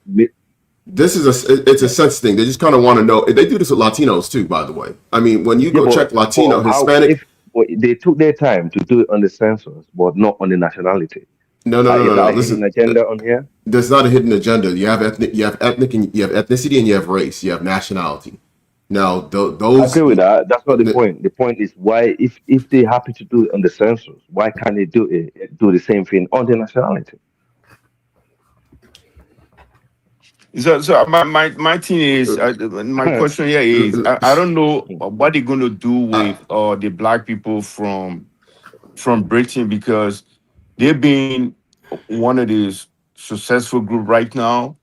As you know, it's because one of the attitude of American, right? If you have a British accent, whether you are a white person or Black person, you come to America, they always identify you as success or educated person, right?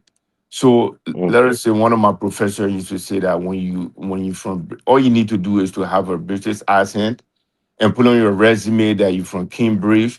You can be a professor at Princeton. So if you look at the movie business right now, movie industry, they tend to focus on more Black actors from Britain because they have a British accent, and they tend to get more contract compared to Black Americans.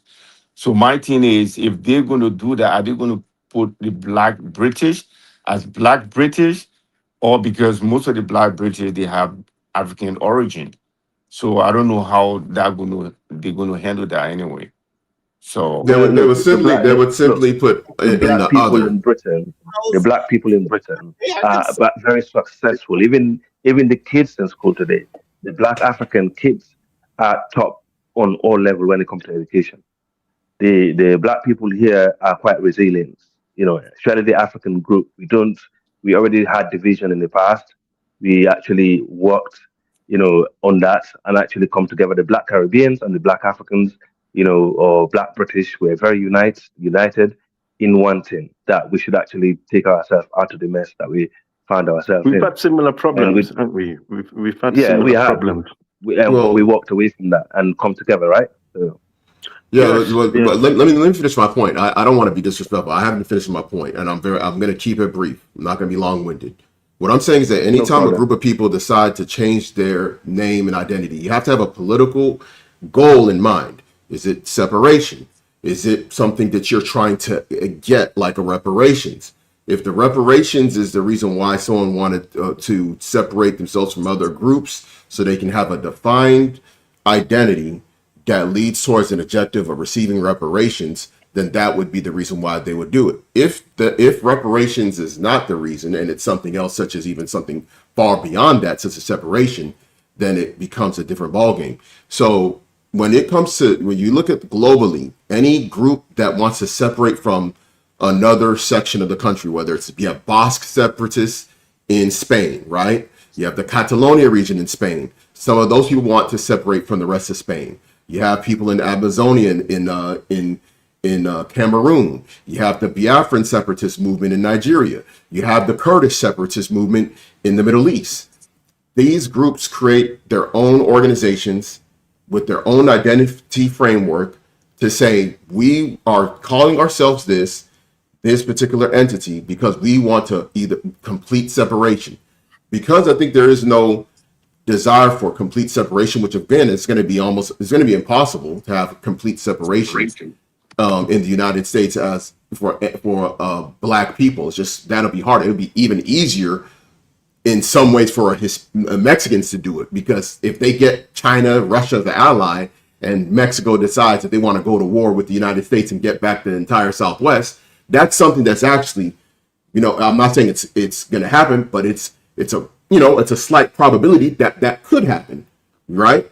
So when you don't, if the idea of being a Black American and separating from everybody else is one thing, you have to now have separation from other ethnic groups. What do I mean by that? All these other separatist groups that I named, they do not marry, and they do not desire to marry or intermix with the other groups they plan on separating from. That's one of the big problems. Yeah, you got it. That's a great point, CJ. Yeah, because I never thought about it like that. That's a great point. Exactly, because the fact is that a lot of who people call the ones that call themselves FBA, they have a strong affinity for Black foreigners. It's the reality. They do. Tariq Nasheed follows a bunch of females on his IG that have foreign flags on them. You even have, if you're talking about Rizza Islam, who doesn't promote FBA, he's in the Fruit of Islam, but Rizza Islam married a Puerto Rican. That's his guy. Dennis Sperling, one of the big promoters of FBA online. Not only is he half Jamaican, he has a child with a Jamaican woman in Jamaica. He's married to a Dominican. Then you got Phil Scott, who's married to a Mexican woman and has kids with her. So if you want to go as far as to call yourself something, you have to go with maintaining that identity, even in regards to who you procreate with, who you deal with. They're not doing that. Ain't none of these clowns talking about the FBA turning down a Dominican woman, Puerto Rican, Nigerian. I know some of them that have been hawking, trying to get a certain Nigerian woman that are here in the U.S. And they're talking about their FBA. They got the FBA thing all up on their bio. And then they, in the comments of like a Igbo chick from Dallas, like, damn, you bad. Woo. So you can't be wanting to say you're separating and then you're still desiring to have people have children with the people you're saying you're separating from. It doesn't make sense. If you go through any of the other groups that I named, whether it's an Amazonian, they don't want to procreate and have children with people that are from the French-speaking part of Cameroon. The Kurdish people, they don't want to have children with Turkish people or with Persians, wherever they're at. They want to keep their stuff in-house. Every group that goes as far as wanting to call themselves a name and separate themselves, there has to be a political objective in line. You have to have an end game. What is the end game? If your end game doesn't include, don't deal with none of these other Black foreigners. I don't want to see them pop up with a Bernice Brugos, who's Puerto Rican, a Yasmin Lopez, who's Puerto Rican. I don't want to see them pop up with a Dominican, Haitian, nothing. If y'all want to go all the way. I don't want to see no woman talking about she FBA and she glazing Idris Elba. She glazing Maduka Okoye. Because that's what they doing. And I'm talking about the ones that put FBA in their bio. They're not ready to do that. If you're not ready to do that, to me, your separation movement is false. It's fake. It's fake if you ask me. Because if you ain't really to go that far, because I'm gonna tell you, because if someone is a Biafran separatist in Nigeria, they don't plan on intermarrying with somebody outside of the region that they believe they call Biafra. Same thing with anything else. They're not going to go. They're going to say, no, we're going to only marry each other. Same thing with Arabs. They do this stuff. They don't want to be with Black Arabs, African Arabs. They will separate themselves in Morocco, Algeria. The ones that practice that, not all of them do, but the ones that do are on that pro-Arab separatist movement, or I'm Arab, they are very careful in who they procreate with. So to me, it's just it's fake. It's fake, bro. Very true. I Very mean, When they true. go You to the know. clubs in Houston, even Miami, yeah, they are at the same clubs with people that are black foreigners. They're going to school. They're in the same black sororities and fraternities. You're not going to be able to really fully separate, at least in the United States, from quote unquote black foreigners unless you're like in Mississippi, you're in Memphis, you're in places where there's not a large black foreign population. You could probably get away with that in those circles. As soon as you hit Atlanta, as soon as you hit Houston, as soon as you hit New York, as soon as you hit Miami, you're not going to be able to escape it. That's just what it is. And I yeah. I Yeah, think mean, I think I Black think what it Americans should get an ethnic. They should have an ethnic group, but in terms of delineation, I think that there, you know, I don't think that's gonna work. I don't think, but they need an ethnic group, definitely. You know, they yeah, need to like and I agree with that. consolidate themselves, and Yeah. yeah, that would be great for them. You know. I and mean, one of No, the look at I it. have one no of the problem with the reason Black American identity or anything. I'm saying, Yeah. how far do they want to go? What's the objective? I have no problem with it at all. Okay. I have no Okay. I problem mean, with it at what you all. just Like, said, what you just said, even in the UK, most of the far right politicians who are advocating against immigration, they're all married foreign wives. They have mixed gifts of foreign, um, heritage. Like the guy called Nigel Farage, got gift. His wife is German, Yes. and he's, Yes. he's the Yes. I one that know. I got us know. out of. He's the one that got us out of the EU with the Brexit, right? Yeah. So these are all A lot of grifters. They're them. grifters.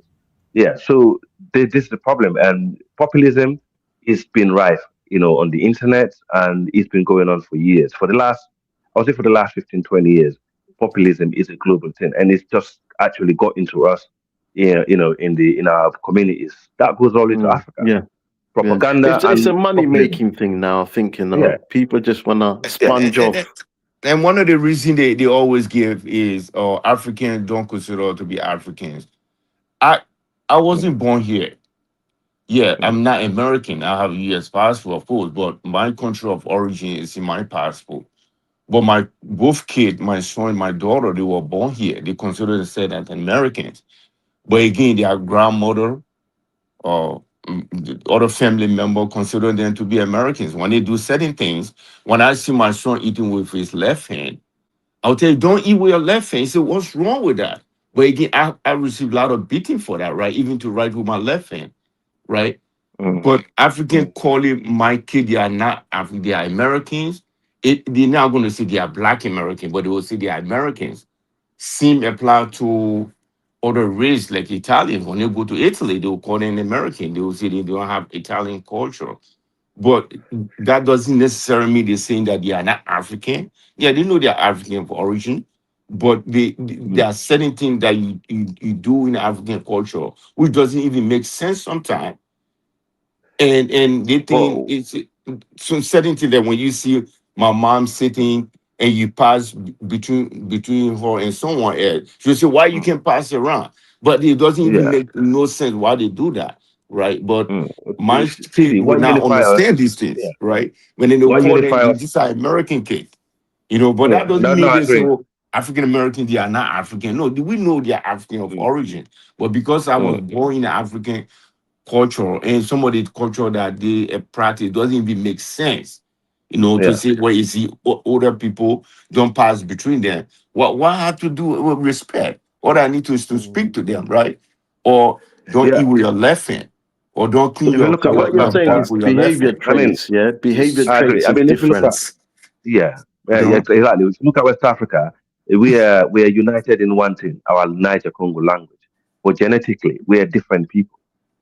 However, we do have a lot of admixture due to intermarriages between our ethnic groups. Okay, because Niger Congo have been one of the oldest language on planet Earth. Okay, and these people have integrated over the years, have mixed because African people were not good at inbred. Like when someone was saying earlier about if someone want to separate, they shouldn't marry, another ethnic group. They should just marry their own. That's inbred. That's breeding in. We are not good at that. If you look at our genetics, we are not really as other Europeans or other like Asians. Even in some of the Muslim African tribes who are allowed to marry their cousin, they decide not to. Majority of them don't practice that. But one thing that united us in Africa and still does is our Niger Congo languages and also our culture and our heritage and our history. And also because Hey the guys, one history second. that's when I think Miss Sister, did you have another question, Miss Sisters? Yeah. I'll give a break. Well, I just have a comment, and I was just listening to everyone. Um, I have to say, I don't know where the FBA movement is headed. And I think part of that has to do with Black Americans. They don't quite know what they want. I have not seen them rally around a political agenda. So I think over the next maybe 10 to 20 years, perhaps we will find out. But as of right now, I don't know what the end game is. I agree with a lot of what you said. Okay. So And yeah, then I mean, and then we it's really a love to cultural hear thing. what's your name again? I'm sorry, I always call you Miss. What do you pronounce your name again? Oh, Your it's Maya. lady? It's Huh? Maya. Maya, okay, Maya Maya. Christian, Yeah, Maya. yeah. Well, I mean, you sound very intelligent, and you and I, we spoke about this FBA thing back and front so many times.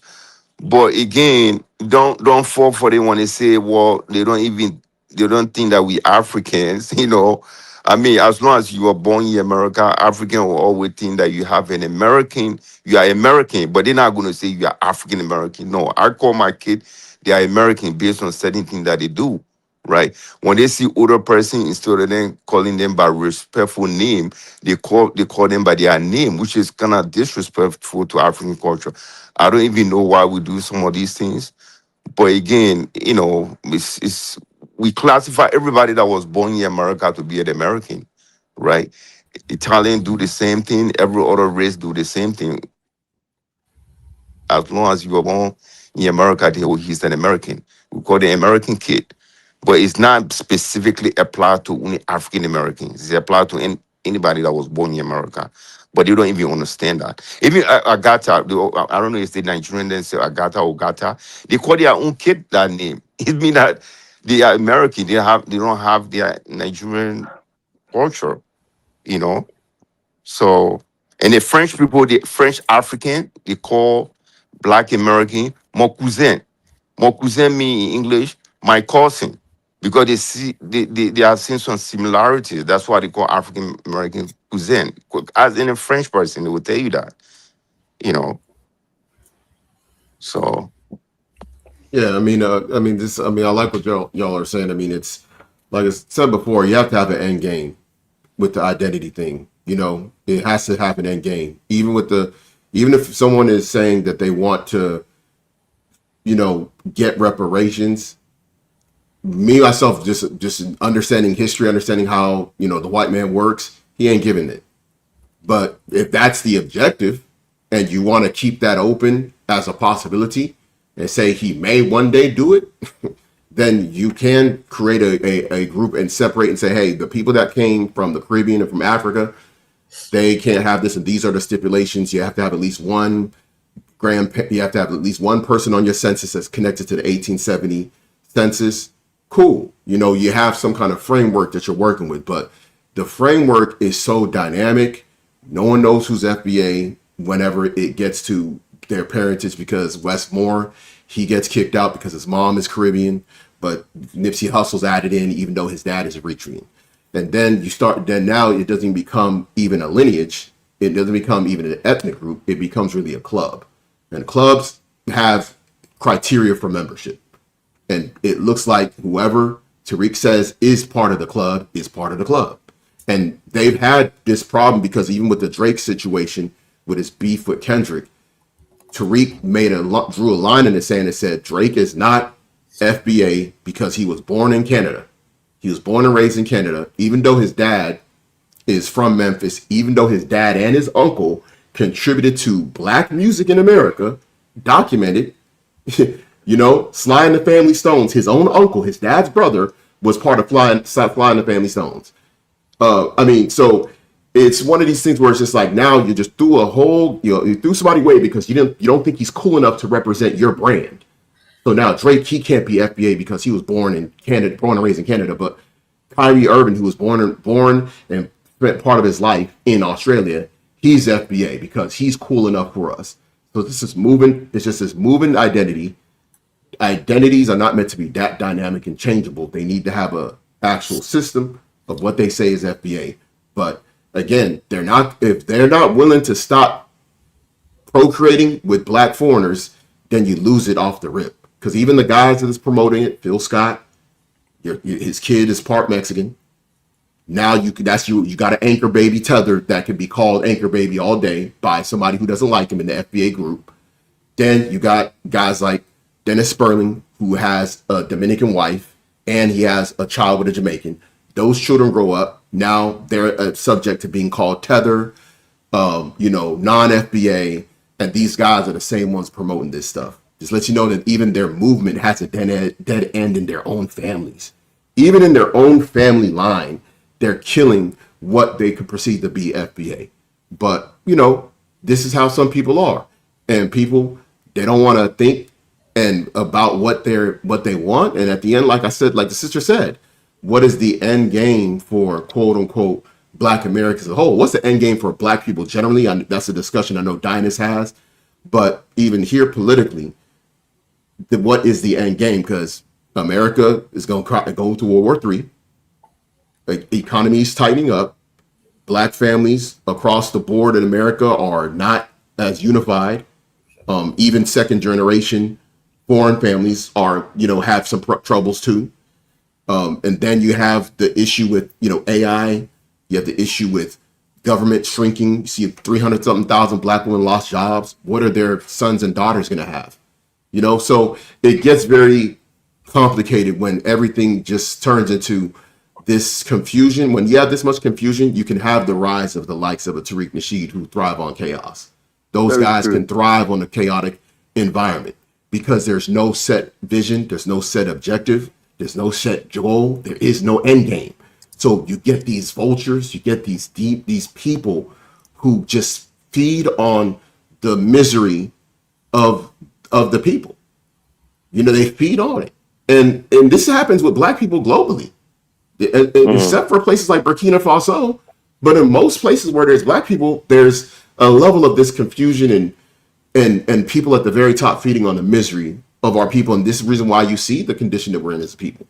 It's stuff like this, and it might seem small, something like this, like, oh, Tariq Nasheed is just playing around, but this stuff has like a slow chipping away ripple effect at just the overall unity among the people. Because even I'm born and raised here. My parents came from Nigeria. When I'm growing up in Houston, my parents never ever told me I can't play with Black people. I never heard that. Now maybe the people that did hear that from their parents are from the different generation. My parents were born in the 40s and 50s. They came up in a time of independence movement, Pan-Africanism, being adults and seeing the likes of Patrice Lumumba, and Martin Luther King getting assassinated, and seeing the movement in South Africa. So it is what it is, man. Okay, But I'm gonna go ahead and let you turn talk. this page. Okay, let's turn the page in the other way around, right?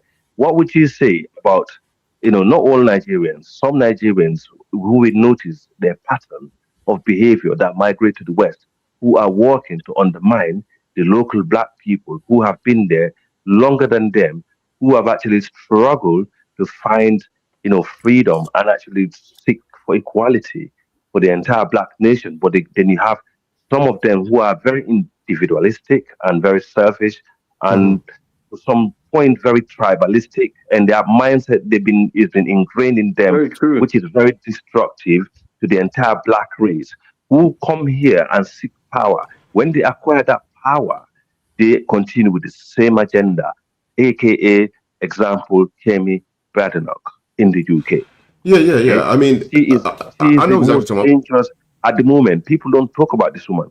At the moment, she is the most dangerous Black person who is working on planet. I'm telling you, she is a very dangerous woman. Kemi Badenoch And I'll say this: the reason why people in like that can reverse. So thrive. let's be honest.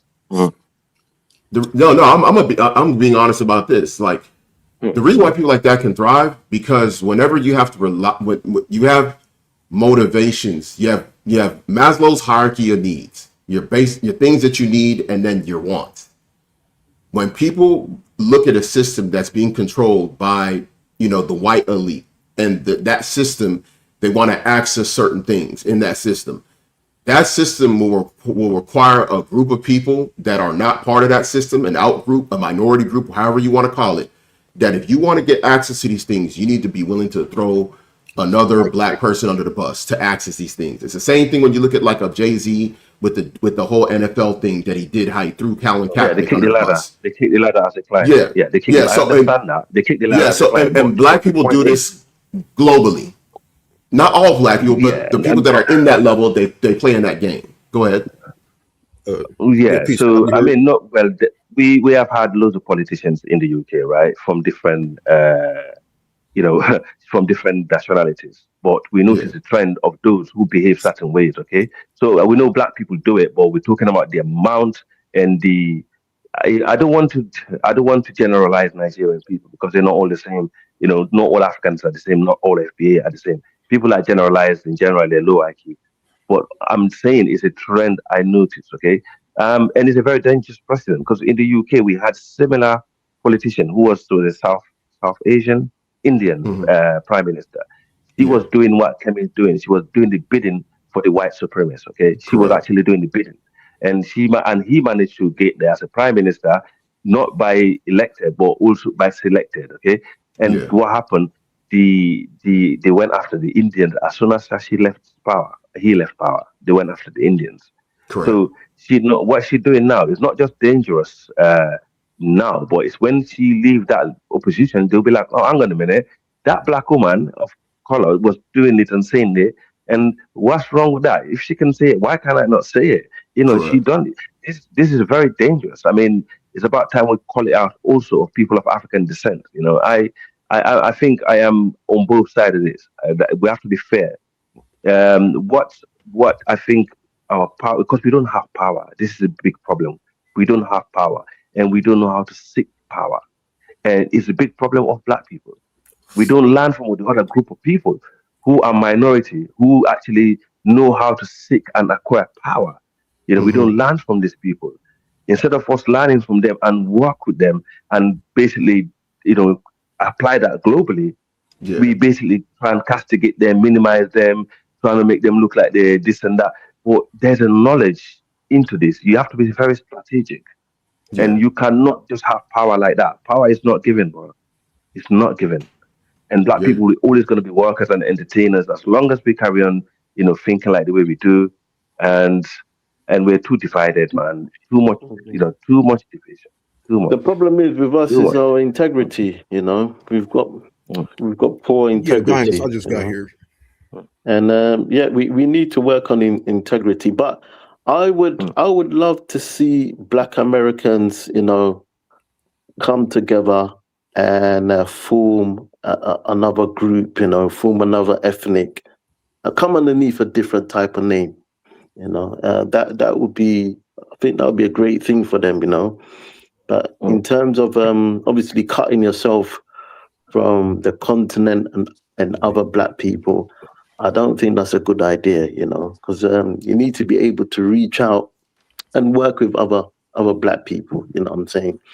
Because at the moment in the world, we can see there's certain things which are going on, which obviously can put us as black people, if we work together, can put us at a better place than we are at the moment. So definitely, I would love to see Black Americans just come up with their own ethnic group, and for us to work together to prosper, as a Do you know what? as a people. Do you know what? My brother, my British brother, in the UK, we know how to work, on a grassroots level. I've been involved in campaigning for a lot of politicians. In the city I live, it was the only city in the whole Europe that had a mixed race half black, half Jamaican, half white, half Jamaican Yeah. mayor in the whole Europe. Okay, Marvin Rees, and I think he's now been promoted to the House of Lords. He's my friend. I grew up You with him. know, I saw him. I've seen him still. Yeah. Yeah, he's actually, I know his mom. I see his mom like maybe once or twice every 3 months, but we don't know how to galvanize. Even the woman that I mentioned earlier, the Liberian woman, Miata Fambule, she's a constituent of Peckham. And now Peckham is one of the early settlements of Sierra Leoneans. Sierra Leoneans, people don't know this, are the first black people who settled in the UK around the 17th, Oh yes, 17th yes, yes, century. yes. I Okay. think that And who, it was sorry about this. I think wasn't it? that's right. I don't know. Some Black Americans. I read something that Black Yeah, Americans came over. yes, Is it the black loyalists, the black loyalists, yeah, the lawyers, black yeah, loyalists, loyalists. loyalists, okay. Yes, But and the area where, sorry. yeah, go ahead. Yeah, the area that's in Southeast London, that area, that's where you find a lot of Nigerians, Ghanaians, and so on. I mean, people came and settled around. Like, you will not hear this sort of division between those ethnic group or those nationalities. They work together. Okay, and the only problem was a lot of gang warfare between the two groups, the African tribes, the African migrant, and the Caribbeans. You remember the post-Cold War that used to happen in Southeast London, right? Yes, yes, yeah. And that was between the Africans and the. I was in London those days. But if you look at today, like even that woman, that Miata, she's like Sierra Leone and Liberian. I believe her Sierra Leone influence made her became an MP more than the Liberian, if I'm honest with you. Okay, in fact, she goes to Sierra Leone platform. I've seen her more in Sierra Leone platform than Liberian platform, but it doesn't matter. Okay, and we galvanized. My cousin is one of the people who were grassroots level to get her elected. Okay, because things were really tough for black people during the COVID. Racism was going up, and that George Floyd era, it was like it kept coming rampant. And so it's like we know some of us know how to get together and put the people somewhere where we can have a bit of braver. It's some foundational. Of us It's yes, as you're some saying, of us don't know how to do it. it's Some of us building are that just too foundation. chaotic, man.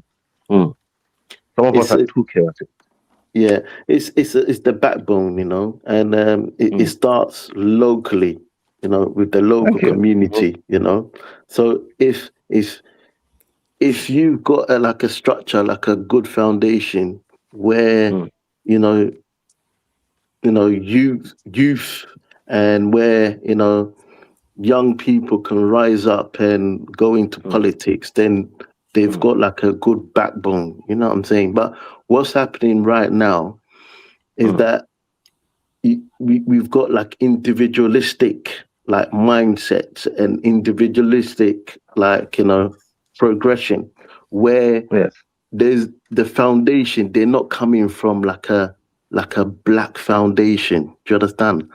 So basically once they get up there, like say for example, like whatever Kimmy, foundation, as long as he get us to work and get us out of this mess, fine. If we have to abolish, so-called say for religion, tribe, example, like regions, Kimmy, yeah, let it be. she has to rely on the Caucasian, like hemisphere. Do you understand the Caucasian type of foundation? Because she's not coming from like a grassroots. Do you understand? Like a grassroots foundation where she's got people like holding her up. So in terms of that, yeah, once you get up there, it makes you kind of vulnerable. Do you understand? Because you're not really, you know what I'm saying? You're not really coming from a grassroots, yeah, where, you can have someone communicate with you, your own community, your own black community. Mic check, mic check. Sorry, what did you say? Yes, mic check. Can I be heard? Yeah, you're right. If politics is grassroots, isn't it? If you don't start from the bottom up, you're gonna be falling down from up there. That's it. You've got no one to like lean on to, like, you know what I'm saying? So yeah, it just needs where people can obviously guide you and like, your own black people, like, can hold you up and like, give you like a stern like backbone, you know what I'm saying? Give you like a stern you know what I'm saying? Yeah. So basically what was happening, there's no real backing. Like, do you understand? So she's all over the place. She's just all over the place. That's what's happening, you know. I mean, here's the thing. I mean, there's no real. Whenever a black person enter into politics, especially in the Western world, you're never gonna be able to push an agenda that's gonna benefit black people. Maybe on No, surface but level, it may don't go look like against. it. But don't push the agenda that would destroy black people, though. Yeah, You yeah. understand? That's it. Yeah. Thank you. No, I fully agree with Test one, that. test But one. what I'm saying is Thank you, that Figure. Yeah.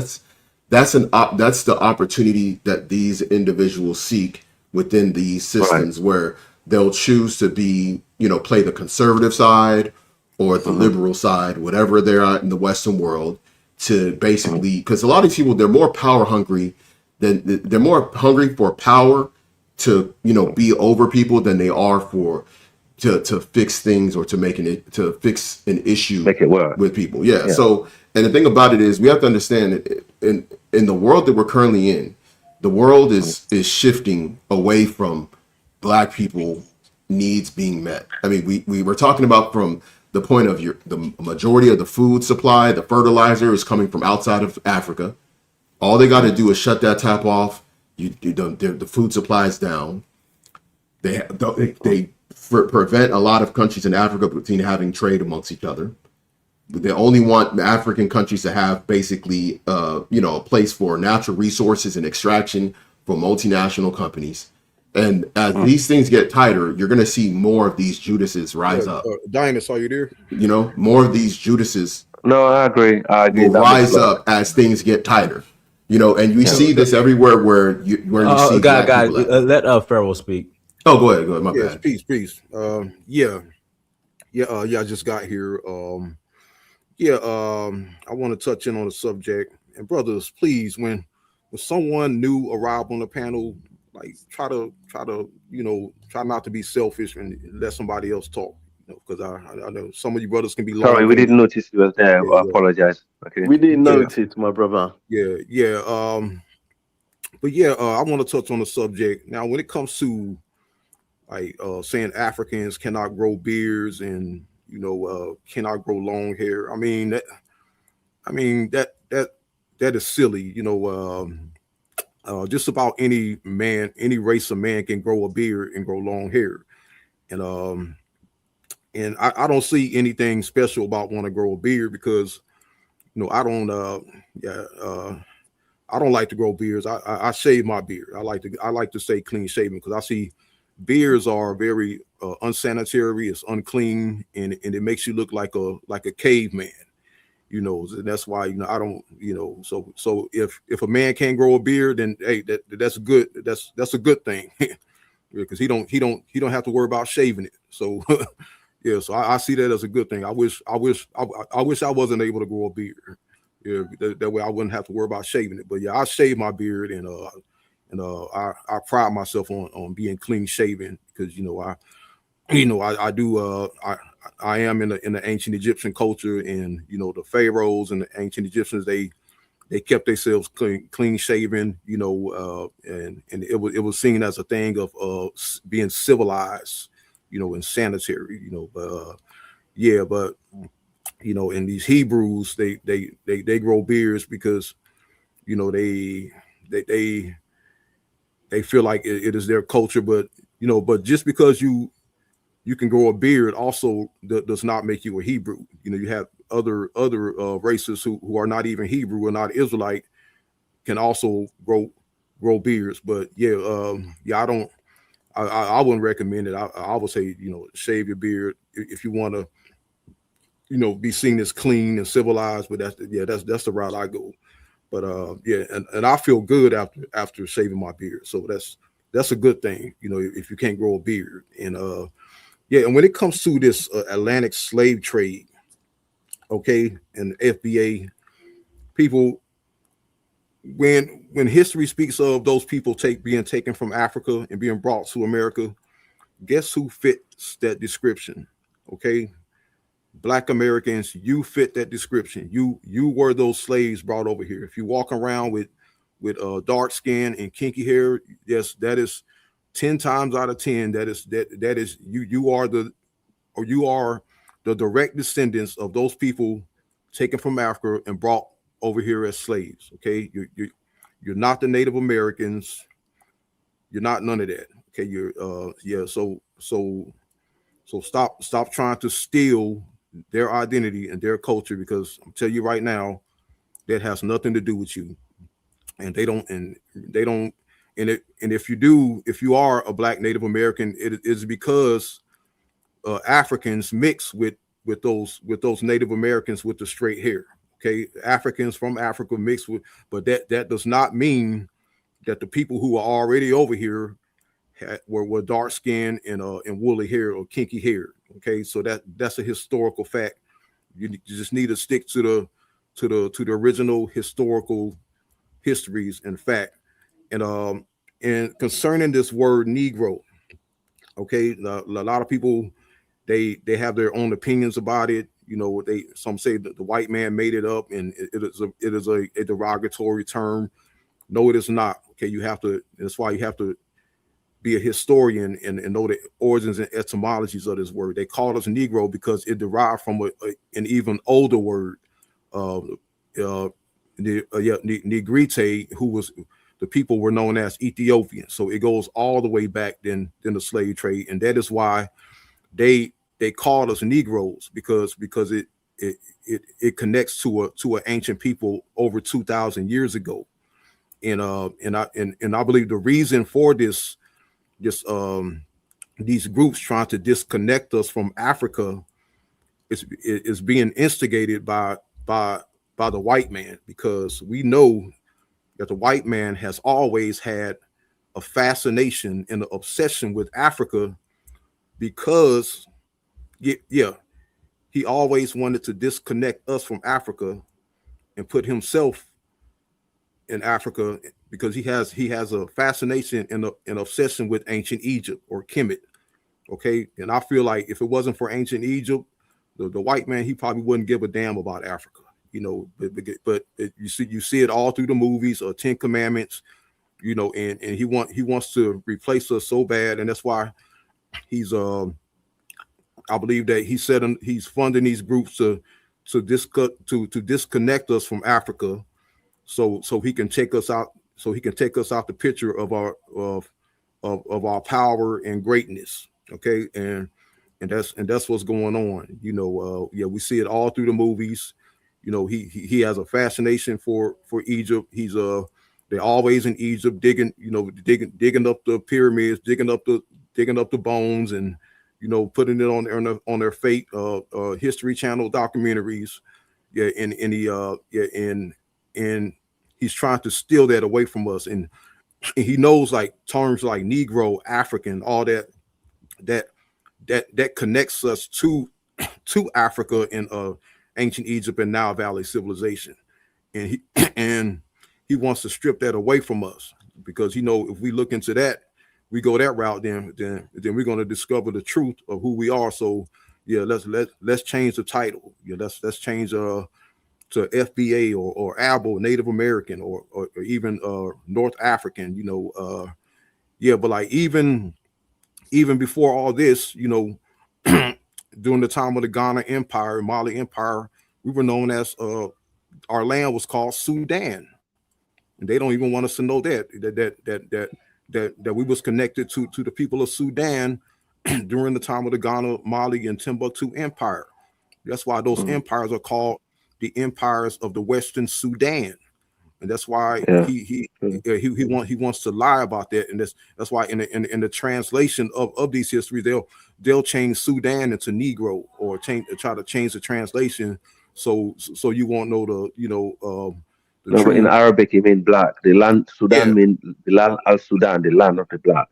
And all indication that the Niger Congo group, that who West Africans are from Sudan. It's a group that split with the Nilotic. I think we split from the Nilotic. We moved from where you call Sudan today to West Africa. There's not one single West African tribe that will identify themselves other than if you're not Niger Congo in West Africa, you're not West African. So you're right on that. The Mali used to be called Western Sudan, the Mali Empire. Indeed. The name Mali is given to them because it was a Malinke tribe who built the empire. but it actually used to be called Western Sudan.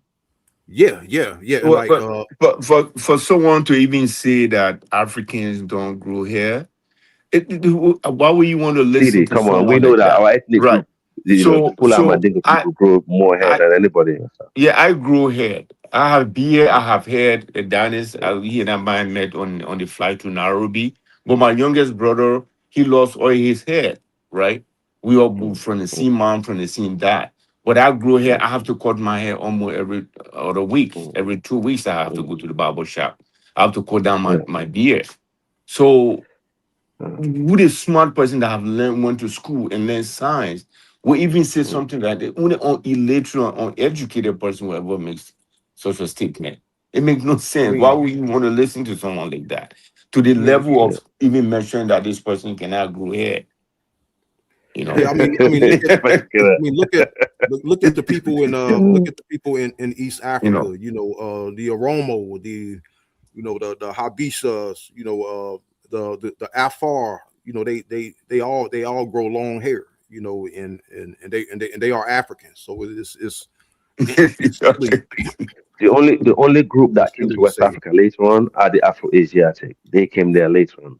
But the Niger Congo group are the first group who left where you call Egypt, where Egypt used to be. Okay, they left there a long time ago, and they came to settle among the Niger River is a good, it was like a motorway. Okay, that Niger River and the one that goes further down to Nigeria. Like the Ijaw tribe, the Ijaw ethnic group of Nigeria are the oldest ethnic group you find in our region. That's where Yeah, that's the group of people that Elvis come from. Then you have the Igbos. Then you have those Niger Congo Atlantic who like, you call, Mandinka, Fula, Wolof, Bambara, and Sere. And these are the other Niger Congo group who are far from the Western Atlantic. But these are ancient West African people who migrated to that region from Sudan. Genetically yeah, proven, historically proven, there's no one single doubt and question about it. So when people, I think this is why some of the Hebrew Israelites are trying to mix up sometimes when I listen to them. Because genetics is a funny thing. I know also history is quite funny. When in fact, if you talk to people in Uganda, they will tell you they have that similar pattern of migration from Sudan. It's not just, but the only difference is those that went to the west are called Niger Congo. Um, so sometimes when we look at Africa, we are very confused. We confuse sometimes genetics to history. We confuse the language to culture. It's like it's all over the place because we have too many stuff going on. But then if you look at the separation that is going on between Africa and America, look at Africa itself. When the Berlin Conference happened, the first thing they had to do is to separate the land. They separate the same group of people. You will find Yoruba people in Benin, but you find them in southern Nigeria. So what did they do? They cut them off from each other. You find Fula people in Guinea. You find them in Sierra Leone. What do? We cross a line. So they have separated. If they could do that years ago and separate black people within the continent, okay, and most of these ethnic groups also being formed around some of them, not all of them, some of them are very ancient, but some of them being formed also quite recently based on separation and migration. If all this could be done due to the evil that they did to Africa, why can't they do that now within the African American and the African group to divide us? It's yeah, simple. yeah. And why Yeah. are Also, people like black people are still that's when CJ said yes, other people are doing what Kemi Badenoch is doing. I agree to him absolutely. Tariq Nasheed is one of them because what he's yeah, doing now, he's dividing the entire black population, based on ethnicity. And we have enough ethnicity in our life, man. Come on, man. yeah, and and also that the Niger River used to be called the Nile River. It was also called the Nile River. Like Egypt, it was called the Nile of Ghana, the Nile of Timbuktu, and that shows a connection to Nile Valley civilization. So when I see this, I'm like, what are we doing? Like, why are we why can't we just tell the truth and let the world know who we really are, and let the world know about the greatness of our ancestors and how great we are. Right? I mean, Yeah.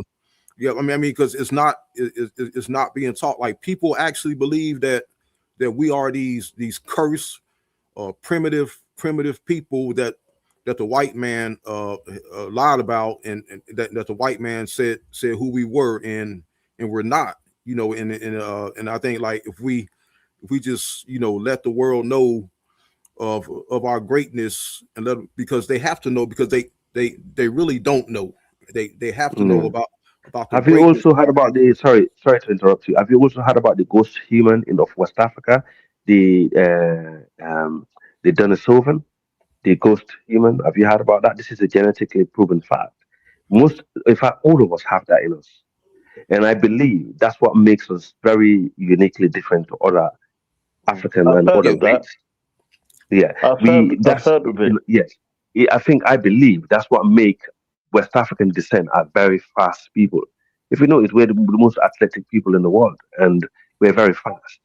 And yeah, that is a deep study, and we all have it. There's not one ethnic group in West Africa that do not carry that marker in their DNA. It's crazy. So yeah, yeah. even African Americans actually also carry that, and that's a Mm, marker they can use in America to identify you as a West African anyway. So, and in fact, like most people that came to West Africa would die of malaria and other diseases, who will survive it. And there's so many things that we're built for that even other Africans are not built for it. So why yeah, can't we be proud of who we are? Stop attaching yourself to Israel, stop attaching yourself to other people's empire, other people's greatness, or try and hate yourself because it's crazy, man. What's wrong with Oh, us no, being no. proud of African people? What is happening is since Africa being considered to be a dark continent, Mm, and people want to measure their value based on being close to whiteness. I think mm, that's what it is, right? It did not you are not being valued based on how much you have in your bank account or your profession, but by mm, being very close to white proximity of the white people.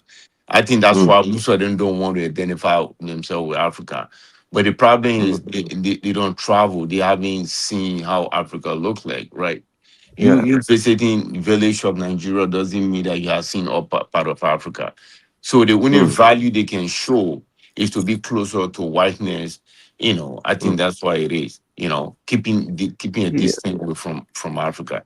But yeah, mm, successful African Americans will not even waste his time on those type of things. They don't have time for that. But yeah, people mm.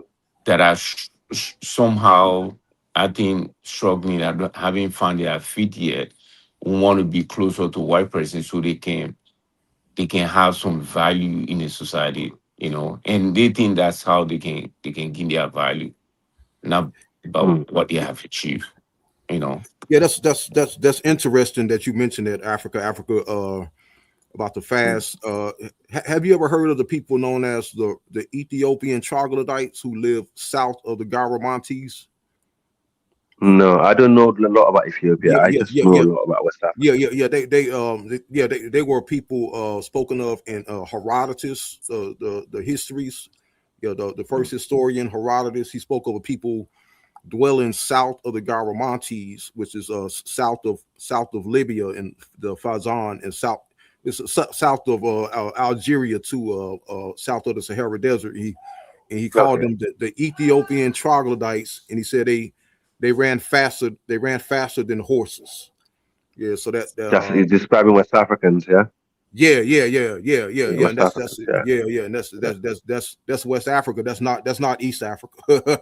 yeah, okay, Because okay. South, Now, actually, you said when you yeah, say Ethiopia, well, okay, south of the Algerian, yeah, yes, yeah. yeah, Yeah, I know what yeah, you mean. You mentioned the ancient description. No, yeah, it is a fact. We are very yeah, athletic. The way we build muscle index, the way how West African are mostly is not, you can't compare that to any other ethnic group in the world. There's something uniquely different and special about West African people. And we just, I come, listen, I come from an ethnic group who like to think because some of them got lighter skin, they're better than the darker skin one. or because they got bigger and then taller, they think they're better than the shorter one. It's like this is happening even to the ethnic group level of African the people and globally. Nobody's like someone in the section saying, "Why can you Africa unite?" On the tribalism. Before you mention America, yes, we have tribalism in Africa, but you don't see people fighting each other over tribes in Africa anymore. We had tribal wars in the past, but we learned from that. Nowadays, we have internal conflicts that our leaders are failing us on, but you don't see any mass, killing of people based on their tribe. The last No, time that happened that was doesn't Rwanda. even happen. I No, the mean, last time it happened was in yeah, Rwanda and yeah. Tutsi and Tutsi. It's only And happening in one so let's country. get this right. Yeah. Yeah. So the reality is, we need to, and also the last time we have most of this thing that happened between us as ethnic group, we know it's been failed by outsiders who want to division. But some of us are smart enough to not to buy into it. But the reality is, it's all down to how people value themselves, as people, and how you value your community and how you are valid in your community. And I think a lot of us lack in that where we live globally. Some of us, not all of us, So it's about finding that ground, and as we were saying earlier, politics is about grassroots. You know, Try and start, locally, build on that. Try and elect local representative, people that look like you, that think like you. Work with them, put some pennies up together, get them up there. They might not be able to change it, but they might be able to stop some of the bad things that are happening to you down the street. And this is what we've been doing in the UK. I've been involved in this for years, and I know a lot of my family members who've done that also. You know, we cannot change things by just talking. Trust me, you have to act. And All right, man, guys. Good night, man. I gotta brother. go to bed. Good night, Yeah, okay, guys. it, I'll Stevie. see Thank you, you brother. around. Thank Thank you, you. uh, people. All yes, right, then. it's interesting that you mentioned that because I'm working on a book showing that that the descendants of the ancient Egyptians were definitely in West Africa. Because have you ever heard of the ancient people known as the Armenians? No, but the thing is, Yeah, yeah, yeah, the people that you call the Sudan is where the oldest pyramid were built. Okay, in fact, yeah, there was a yeah, German archaeologist who went to Sudan just before the First World War. What he discovered in Sudan, it shocks him because he was a white supremacist. Okay, he was like a racist guy. It really yeah, shocked him, and his mission was to destroy all this evidence before he actually got out there. So I mean, Egypt was ruled by different group of people, different dynasties, and not just black Africans. Just to make that clear. But yeah, yes, the people that currently live and settle in West Africa came from that region called Sudan today. yeah, There's yeah, no yeah, doubt about that. Okay. Mm. yeah, and that's yeah, and this is important because this is truth that's not being told. Is there's a deep connection between ancient Kemet and Kush and West Africa when you stick to the time period of the 6th century BCE and 5th century BCE. Now I know you heard of the Siwa oases. Yeah. Yeah, the Siwa oases. Yeah, yeah. That's in ancient times that area was called Amun, after the Egyptian god Amun, and Very true. yeah, yeah, Mm. and he was called the god of Libya, and that's where like Libya, which literally means the people to the west. Even when you look at Egypt today and you look at the western border of Egypt, it stops at the Siwa oases. Yeah, because they see the Siwa oases as the western border, but in ancient times, the Siwa oasis was connected with Libya. It wasn't even connected with Egypt. So like in ancient times, Egypt, the Nile Valley in Egypt was much more narrow. Yeah, it did, but in even the southern border of Egypt, it stops at Abu Simbel in the second cataract of the Nile, but in ancient times it stopped at Elephantine near the first cataract of the Nile. And that's but in ancient times, this region called Libya, okay, Libya to the west of the Nile River, this is where the ancients documented where the descendants of the ancient Egyptians went, and guess what? West Africa was in Libya. Okay, it was to the it was to the west of the Nile River, and that's why I'm gonna come out with this book. I'm working on it. I'm trying to do my best on it. I want to get the best quality on the book, and I'm going to show that because a lot of these guys, man, they're making up stuff. They're making up fantasies and lies. Talking about the modern Egyptians are the descendants of the ancient Egyptians when most of them are Arabs, and they and it has nothing to do with ancient history, has nothing to do with the time period. And I'm going to show like the deep connection that was a breakup period. No, it's well documented. That was a breakup. And look in Senegal, for example, right? My cousin tribe, because my father is Fulani, okay, and the Fula were very close with the Sere. Now the Sere tribe of Senegal, they are what you call the landlord of Senegal. Okay, they are the original people of Senegal, the Sere. Now the Sere they themselves tell you that they migrated there from Sudan. There's so many city we come about out of and I would say the old Niger Congo people, the Niger Congo branch of West Africa break from Sudan and came settled to this far west and settle alongside the rivers. And it's all used to be the rivers. It's all about the rivers. Okay, that's what West Africa was like. And some went to the coast later on, but majority was the river. And it's there. There's still you can that's why we still have some of the oldest tribes in West Africa. Most of them still reside by the rivers, and they manage to really adapt to those situations.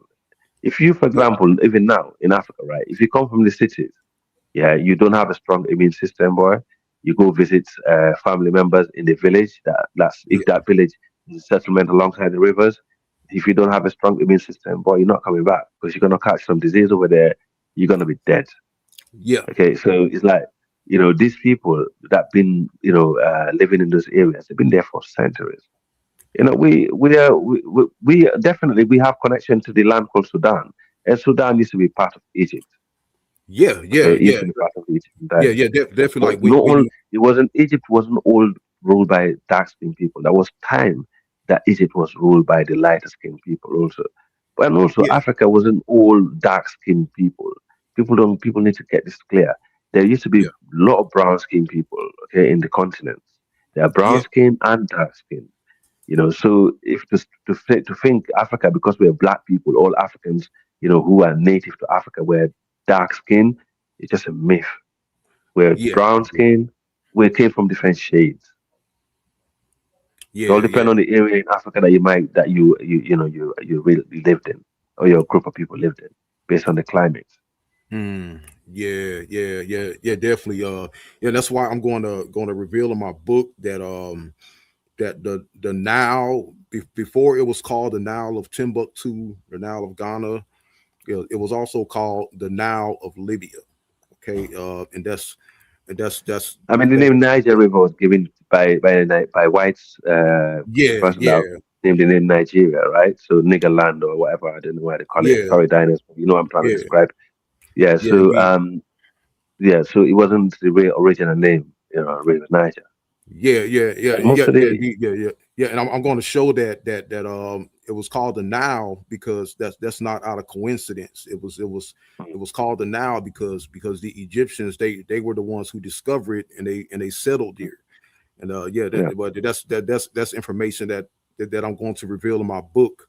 And I've been to the source of I belong to that. I belong to the Mano River Fulani. Okay, and Guinea, the middle of Guinea, where is the home ancestral land of the Fulani, they call Futa Jalon, is the source of the River Niger. That's where it starts from. Because footage alone is a if you go there, no matter how hot the rest of the region is, it's very cool temperature because it's high up and it's high altitude. It's a water table of West Africa, okay? And so the River Niger starts from footage alone and it goes all the way south to where you call Nigeria today. You travel Mm-hmm. along. And those ethnic groups that live along there, they will tell you their ancestors were traced, thousands and thousands and thousands of years back. But some of them will go further up and come back down. Some of them will go down and come back further up. Okay, so one thing for real, if you look at DNA, our fathers are one, but our mothers are different. So it's more like these are different clans that have been formed by different men, a group of people who went to this area from a different ethnic group, call themselves this, and they go there and they form themselves to, it's just like how human evolved, Yeah, over the years. So, we West African, we're unique people. We should be proud. yeah, This is way before white people start, building.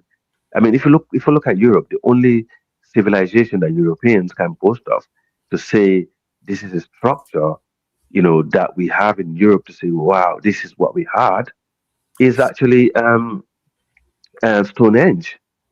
yeah, Stonehenge is the only physical structure that they have of ancient civilization in Europe. yeah, yeah. And the most interesting thing about West African civilization is that, Mm. like, although like the empires such as Mali, Timbuktu, Ghana, it was mentioned as belonging to Mali, but West African those empires, it doesn't just belong to Mali. It belongs to all West Africa from Every Guinea. every Yeah, yeah, empire have exactly every empire yeah, had different tribes in there, and those tribes have yeah, different rules. Okay, no one empire that was built solely on one tribe. It wasn't. And this is how yeah, you can tell for some reason over the years, someone from outside came and seek to divide us. Okay. yeah, Before we have outside invaders, okay, for me, I think is the invasion of the Europeans into Africa, is what fueled most of our downfall. Okay. Most empires, they used to destroy. If they think this empire is not fit anymore, it will be like a couple of groups that will come together and say, like, this is not nice, let's destroy it and build another one. And if that one doesn't work, they'll do the same thing. But they will not engage in seller culture, tribalism, or they used to unite. Like, as I was saying the last time, the Takrur kingdom was helped destroyed, you know, um, the Takrur kingdom helped to destroy the Ghana Empire because it was involved in too much trans-Saharan slavery. Our yeah, population was getting wiped out. It was just it wasn't the Ghana Empire wasn't solely built on selling slaves. Just to make sure that's clear, but it was actually selling slave and gold and salt. It was from to start from gold and salt, to slavery, and we had to destroy it. And then yeah, we yeah, built. Then after the Mali Empire emerged, but the person who was the head of the Takru kingdom at that time, he wasn't a Fulani. I don't know if someone is there listening who's arguing. He was a Wolof guy. He was a Wolof king who was the head of the Takro kingdom at that time. So you can see even those kingdoms, they had different ethnic group who were leaders of those kingdoms at certain times. So there wasn't tribalistic. So I think this yeah, concept of tribalism is very new to Africa and is being brought in to divide us. And it's sad. yeah, yeah, yeah. Indeed, yeah, I definitely agree. Yeah, and the most interesting thing is in my research, I found out that it was the Niger River, okay, was which the ancients called the Nile of Libya. Okay, it was this river that made West Africa famous and what connected West Africa to ancient Egypt and Kush, and it also mentions the before the Ghana and Mali Empire, we hear of a trade going on between the Phoenician Carthaginians and the Ethiopians to the south of the Atlantic. And the Ethiopians to the south of the Atlantic were the ancestors of West Africans. Yeah, because it I mentions mean, I will give you a good yeah, example, right? yeah, I'm as someone from my ethnic group, as a Fuller, we have connection all the way to Lake Chad. That's what made us spread in the Sahel. Okay, the yeah, movement from the Fulani in Senegal to Lake Chad has been going on for thousands of years. Okay, and like they've been riding cattle between the Lake Chad and backward and forward, and Lake Chad is not far from Sudan.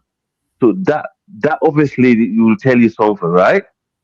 And it's yeah, still there. If you count the Fulani, how they spread in West Africa, they start from Senegal, they go to Mali, and if you look at the map, and from Mali they come to Niger Republic, from Niger Republic they go to Chad in the Lake Chad region, yeah, and that's you understand what I'm trying to say. So it's like we had trade routes, we have connections, and a lot of our people, the Finnish, it's very important to document stuff. And what really destroyed African history is because some of our ethnic group are not able to. There are a lot of amazing ethnic group in Africa that who managed to do so well in the past, but sadly, they did not write their history down.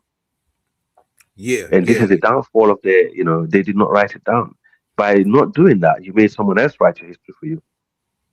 yeah, yeah, yeah. But I say, regardless of them writing it down, the ancient Egyptians, the Cometians wrote they they wrote down their history, and that also is connected to us, so we can claim that as well. So yeah, so Yeah. any idea that West Africans cannot claim what was written down in Egypt and Kush, yeah, that is you're entirely wrong. Yeah, we can also claim that as well, because there's a strong connection. Okay, and Yeah. yeah, there's a strong connection. And yeah, I'm going to close out with this because I got to get out of here. But Mm. yeah, now I catch so much flack and so much negativity from East Africans, such as Sudanese, modern day Egyptians, Ethiopians, Somalians. They always telling me that, yeah, your ancestors come from West Africa. You got nothing to do with ancient Egypt, Kush, and Nile Valley civilization. Okay, but what they don't know is Egypt, Egypt and Kush ended. Okay, ancient Egypt ended, and they try to act like that the descendants of the pharaohs and Nile Valley civilization are still there and still alive and still thriving. No, Egypt ended, and that's why like so if they want to say that we see no connection with West Africa. Well, we also see no connection with Egypt today and in Sudan today, because they're Muslims and some of them are Christians. So it's like and they try to act like that they're still walking around with the ancient Egyptian crowns, and they still worshiping Amun Ra. No, no, ancient Egypt ended, and the Egyptians who left Egypt and left Kush and migrated west and southwest into what we know as West Africa today. Those people, they assimilated Western with Sudan. the West Africans. Yeah, Western Sudan. They assimilated, and no, and they decided not to rebuild the ancient Egyptian culture, but they assimilated with those people, and the empire and civilization of Egypt ended. It ended, and that's why we know the descendants who left there were the people in West Africa and yeah, in southwest of Egypt and in sub-Saharan Africa, sub-Saharan Africa. That's where the descendants went. So yeah, like in the modern day Yeah. people of Sudan, Somalia, they're in the same boat as the people of West Africa. We No, Egypt, Somalians are mainly like what you call because we have Nilo-Saharan, we have yeah, the Nilotic people. There's different race between Africa, okay, and we have the Niger Congo people, and and so on. We have different race, and also as even in between Africa, there are different people who ruled Egypt at the time. The West African, we had our days, then and also East African had their days. What you see today, like the what you call the Tuaregs or that group of people. They had their days. Afro-Asiatic, they had their Yeah, days, and Europe, the West Asian had their days. So yeah, it So was what you're it saying, was was it a different times. monolith? yeah, Yes, it was. In West Africa, to be honest, this concept of Amalgamation, yeah, basically, that's yeah? right, that's right, that's right, yeah. yeah, An So this amalgamation. concept, yes, this concept of saying that, that's what I said earlier. To say African people were only just dark skinned people who are the real African, and these are all things to divide us furthermore. Or this tribe is more this tribe is more indigenous, or this. yeah, It's just yeah, it's like a low level, low IQ mentality mindset. You don't get that anywhere in the world. You only get that in Africa. It's like, come on, man, wake up. Did someone need to yeah, knock you in the head just to wake you up? It's just not. It's just weird. And yeah, so the reality is, and it's the same mindset that you see in America today. It's no different to what you call the FBA today, man. These are all same mindsets. And then these people, listen, these people study us for long. If you have group of people who have the knowledge and they steal a lot of the knowledge from you, and they manage to unify, against you, then they manage to study your weakness. Boy, you better make sure you got something else. Otherwise, they will always have the upper hand. yeah. Oh, yeah. Farron, I look, definitely. Pharaoh, thank you very much. Very insightful, man. So, yeah, Oh, yeah, Africa, yeah. Africa. Indeed, indeed. Yeah, Yeah, And May, oh, you're welcome. You're welcome. yes, thank you very much. man. I'm going to drop You're off, welcome. yeah? No, you're Yeah, welcome, man. yeah, That's what yeah. we're here to learn. Yeah, yeah. Take care, I'm take Yeah, gonna. care. go on, Thank sir. you.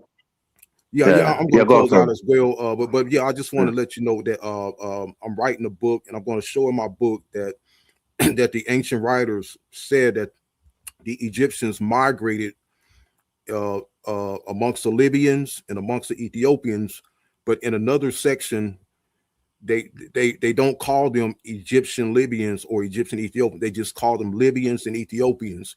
And this in those Libyans and Ethiopians that these Egyptians are migrated amongst are the same Libyans and Ethiopians that are mentioned in the later chapters. And these Libyans are the people to the north of North Africa. The Ethiopians are the ancestors of the Negroes south of the Sahara Desert. Okay, the Ethiopians represent the ancestors of the Negroes along the Niger. So Libyan and Ethiopian is the same as it's synonymous with Berber and Sudanese. Okay, it's talking about the people to the north and the people to the south that are divided by the Great Sahara Desert. So yeah, the Ethiopians represent the people along the Niger River, or the ancestors of the Negroes, and these are the people where the ancient Egyptians migrated to, settled at, and they assimilated with them, and they became the Ethiopians and the Libyans. And that's what I'm going to show in my book, and I'm going to prove it without a shadow of a doubt. So to all you my East African brothers, Sudanese, Somalians, yeah, you're gonna have to, you're gonna have to, accept that West Africans are, your West Africans are your brothers and are your kinsmen, and we also are connected to ancient Egypt and Nile Valley civilization, and you're going to have to respect us and treat us that way, because the truth, because history demands it.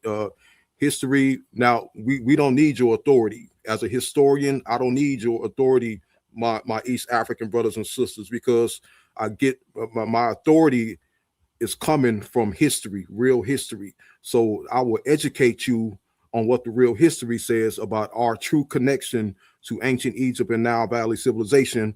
And when the world gets to know this history, okay, we let the world know, because they don't know. And a lot of people, a lot of black people are having this identity crisis, and they are denying it. But when the world gets to know this history, then as Black Americans, we will get the respect we deserve. We will be well respected, and we will be worthy of power and rulership. But until then, stay lost and stay dumb. Yeah, that's all I Yeah, got to say. the reason why you get Somalian and East Africans, with this mindset is because Somalians are what you call and Ethiopians are they're mainly Afro-Asiatic. These are Chadic branch of Africans, okay? And So they have a different mindset and different. We're different. I think our mothers might be the same, but our fathers are different. It does not mean that they are non-Africans, because people are weird. So again, to generalize, so not all Somalians are the same. They are not one group. So you have Somali Bantu, you have those that are Afro-Asiatic, Yeah. and so on.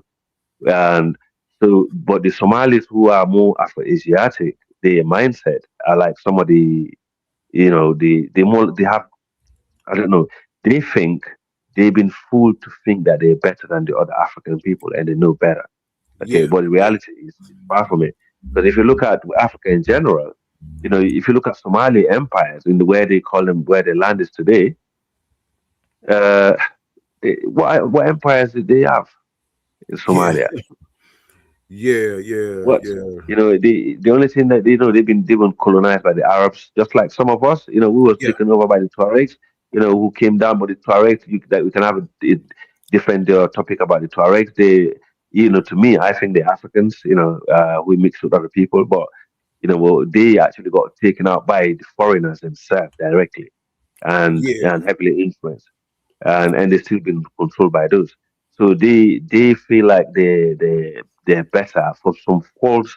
Is actually totally false, because if you look at how they live and how they are and their culture, you feel sorry for them, right? But it's Yeah. that Yeah. delusional. They got that delusional mindset to think that they're better than West Africans. Yeah. That Yeah. form of rivalry is Mhm. actually laughable, really, because there's no way of form that they are. Even where more West Africans are more educated than them. We're more exposed historically. We actually have built more empires than them. Yeah. Physically, Oh yeah. we are more.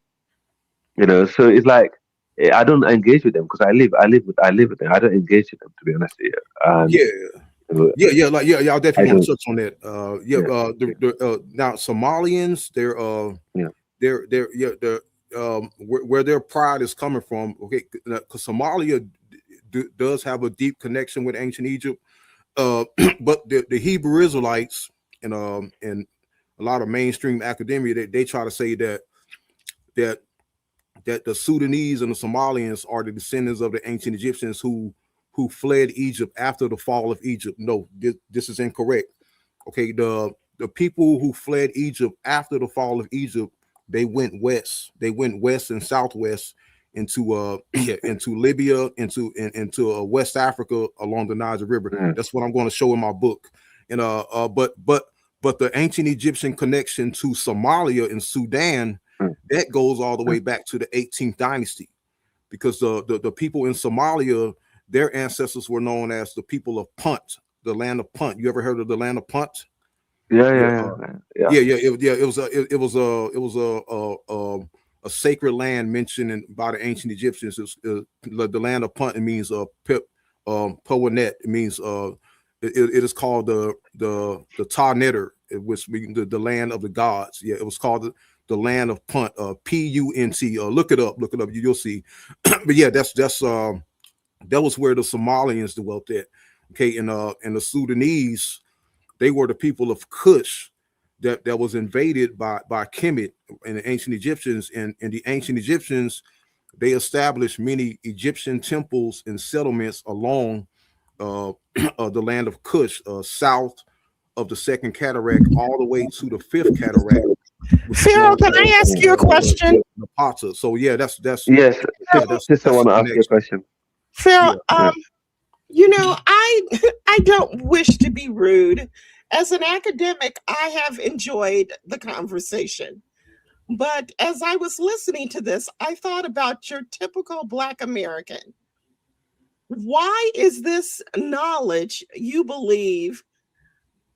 Why do you believe this knowledge has utility for settling a dispute between the Somalis and the West Africans? What is the benefit of that? This is one of the reasons why FBA want to delineate, because it isn't that we don't care about what goes on in the African continent, but we have concerns and issues that we want to address here in the United States. Yeah, because we come from West Africa, okay, and we have to get that truth and get that connection with West Africa right, or otherwise we're not going anywhere. Okay, because like it or not, West Africa is the land of Black American ancestors. Okay, Look, and if Black Americans don't know the history of West Africa, they don't know the history of themselves. Okay, so you have to yeah, go back to West Africa, and from West Africa you can go you got to go back to East Africa and find that connection. Okay, because just as the slave ships crossed the Atlantic Ocean, okay, ancient Egyptians and Ethiopians or Cushites crossed the Sahara Desert and reached West Africa. Okay, so that journey from the Nile River to the Niger River across the Sahara Desert, it happened. Just as that journey from West Africa across the Atlantic Ocean to the shores of America, it happened. Okay, so that's the history we have to get right, and we have to tell the truth about. It's all about the truth. These Somalians, they have been lying. They've been trying to disconnect disconnect West Africans from ancient Egypt because of some white supremacist racist racist scientific nonsense. Okay, some Negro versus Nubian nonsense. I mean, it's that's where it comes from. Separating the Negro from the Hamite, saying that the Hamite have the civilization. The Hamite brought the civilization to the Negro, and the most civilized Africans were the Hamites along the Nile River, and the Negro in West Africa had no history, had no civilization, and the Hamites, the Somalians, the East Africans were superior. That's all total nonsense. It's all and they total always call us, made up they call us the English monkey nonsense. name. They call us all kind of weird. I listen. I grew up, I know Somalis very well, and I understand their mindset. And to me, I feel sorry for them, and I understand. Look, what the question is instead asking is, you know, I think West African people, West African descent, we need to stop being naive to think, we need to isolate ourselves from each other. Is a way of moving forward. It's not. It's never going to help. There's a reason why people are desperate for us to self isolate. I'm not stopping, the African American of African descent to have form their own identity as a group in America. I'm absolutely 100% with that, and I could give you a good example of why I think that's very important, if you wish you to know. But to say that we shouldn't care about West African descent. Uh, in globally, because your FBA, you want to delineate. That doesn't make sense to me, because if you look at the Europeans, for example, the West, right, and like especially the Anglo-Saxons, they have what they call the Five Eyes. Okay, these people form, like Australia, United Kingdom, Europe. I mean, someone else might help me, but this, if you look at this, all these countries are the Anglo-Saxons. They work together in terms of intelligence. It's for the safety of their people and their nations. And if we cannot try and form some form of alliance, we might not agree to everything, but let's agree to one thing for the safety of our people and learn from the past. Where are we going? Where are we heading to? It's a total disaster. As we mentioned earlier, look, in Egypt, people have to be moved.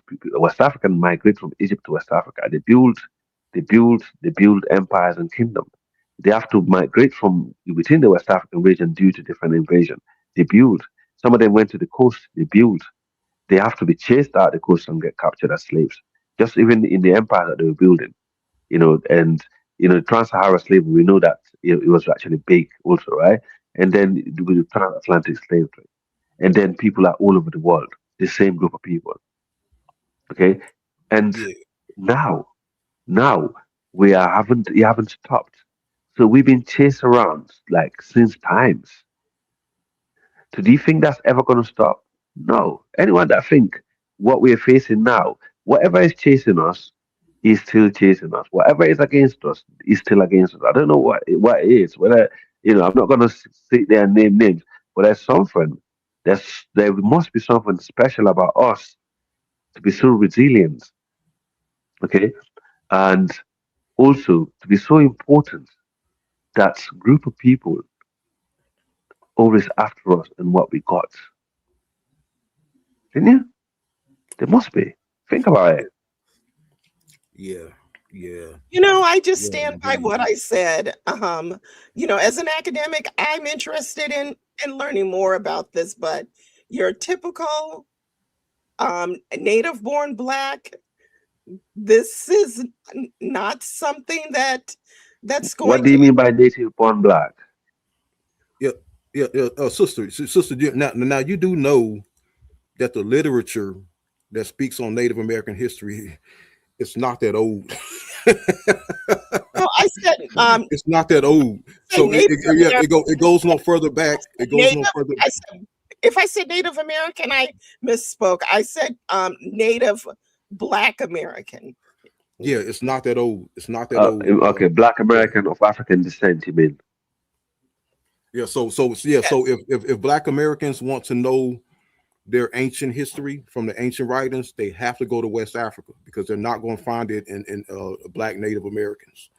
So if you're looking for that ancient history before slavery, okay, before slavery, you have to go back to Africa. Not just West Africa. You also have to go back to East Africa, okay, because that history, that is the history that predates slavery. That is the history that proves that we were civilized long before the coming of the white man, long before Christianity, long before Islam. Okay, we were Right. the masters and rulers of the world. Okay, and you can't. And you don't have to, and I'm telling you, you don't have to just go to West Africa. You can go to East Africa. Okay, you have to keep that in mind. You can go to East Africa. Now, I did a video titled Ethiopian Ancestors of Black Americans. Look it up. It's on my channel, Pharaoh Mizrahim. It has over 10,000 views. And and there are a lot of comments from Ethiopians and Somalians agreeing with that video, say yes, African Americans, West Africans, um, were also called Ethiopians, and we have a connection to Nile Valley civilization. So yes, Oh yes, the yes, word Africa itself is not really for. It wasn't described as for black people. Let's be honest. These have like a bunch of Phoenicians, Tuaregs, and people that lived around that Libya during the days of the Roman Empire. yeah, That was it. The Carthage. These are is very limited to the north. That's why some North African people say to you, they are the real Africans. We are not. The rest of the continent were kingdoms. You yeah, know, um, and group of people, and so it's like, but all these things again is people telling us our history, and which is really sad to me, because we need to understand our history. We need to write it down and make sure no one does, and that's why that when for example, when the jihadists invaded Mali, they wanted to destroy the library in Timbuktu. That was like a that was really heartbreaking for me because there's so many written things yeah, that are written down there. I mean, I have my own reservation about Islam in West Africa, but if there's one thing Islam managed to do in West Africa is to enable Black people to write down their own history from those days moving forward. Because whatever happened back, before Islam, we just pass it on. But whatever happened from during the arrival of Islam in West Africa, by the way, I'm going to make it clear, I'm not promoting any religion here, just to make that clear. But it's just a fact. Because for a fact, during the slave days, you're not allowed to read and write. Am I making this up? No. Would you allowed to read and write during transatlantic slave trade in America? Were African Americans allowed to read and write during those days in America or go to school? yeah, yeah. No, oh, Was you no, allowed? no. No. Okay. Yeah, And this, I'm talking about like, from around the 7th century. So it is really important because when you write yeah. down your history, no one can tell your history. Yes, indeed, indeed. And this is the problem we're going through right now because there's so many misinformation, about us and our people. And people who are telling us this, some of these people learn from us, but because they have gone past us because we refuse to learn, we Yeah, refuse to keep data. And you see how yeah, data is very powerful today. We don't take data. We even our leaders in Africa today. To be honest with you, I don't think African Americans had a problem of uh, problem of the world. The Africans, us, we're the problem of black race. Our leaders in Yeah, Africa are the problem with the black race. yeah, yeah, indeed, and like, and that's what people don't realize too. Like even like great conquerors like Alexander the Great, Caesar of Mm. Rome. They looked up, they revered and looked up to the black pharaohs of Kemet,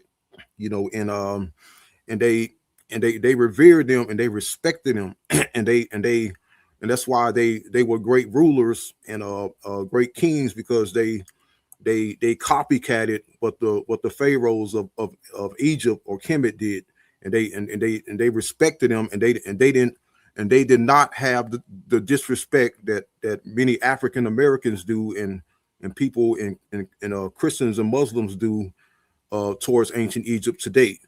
These conquerors, Alexander the Great, all of them, even the Persian king Cyrus, they revered ancient Egypt. They highly respected the pharaohs Don't of go that Kemet. far. Yeah, yeah, Don't go that far, bro. When do like the time of the Borno Empire, where you call the Chad region today, okay? yeah. The Europeans, they send white slave, military slave for black kings to fight for them. You understand?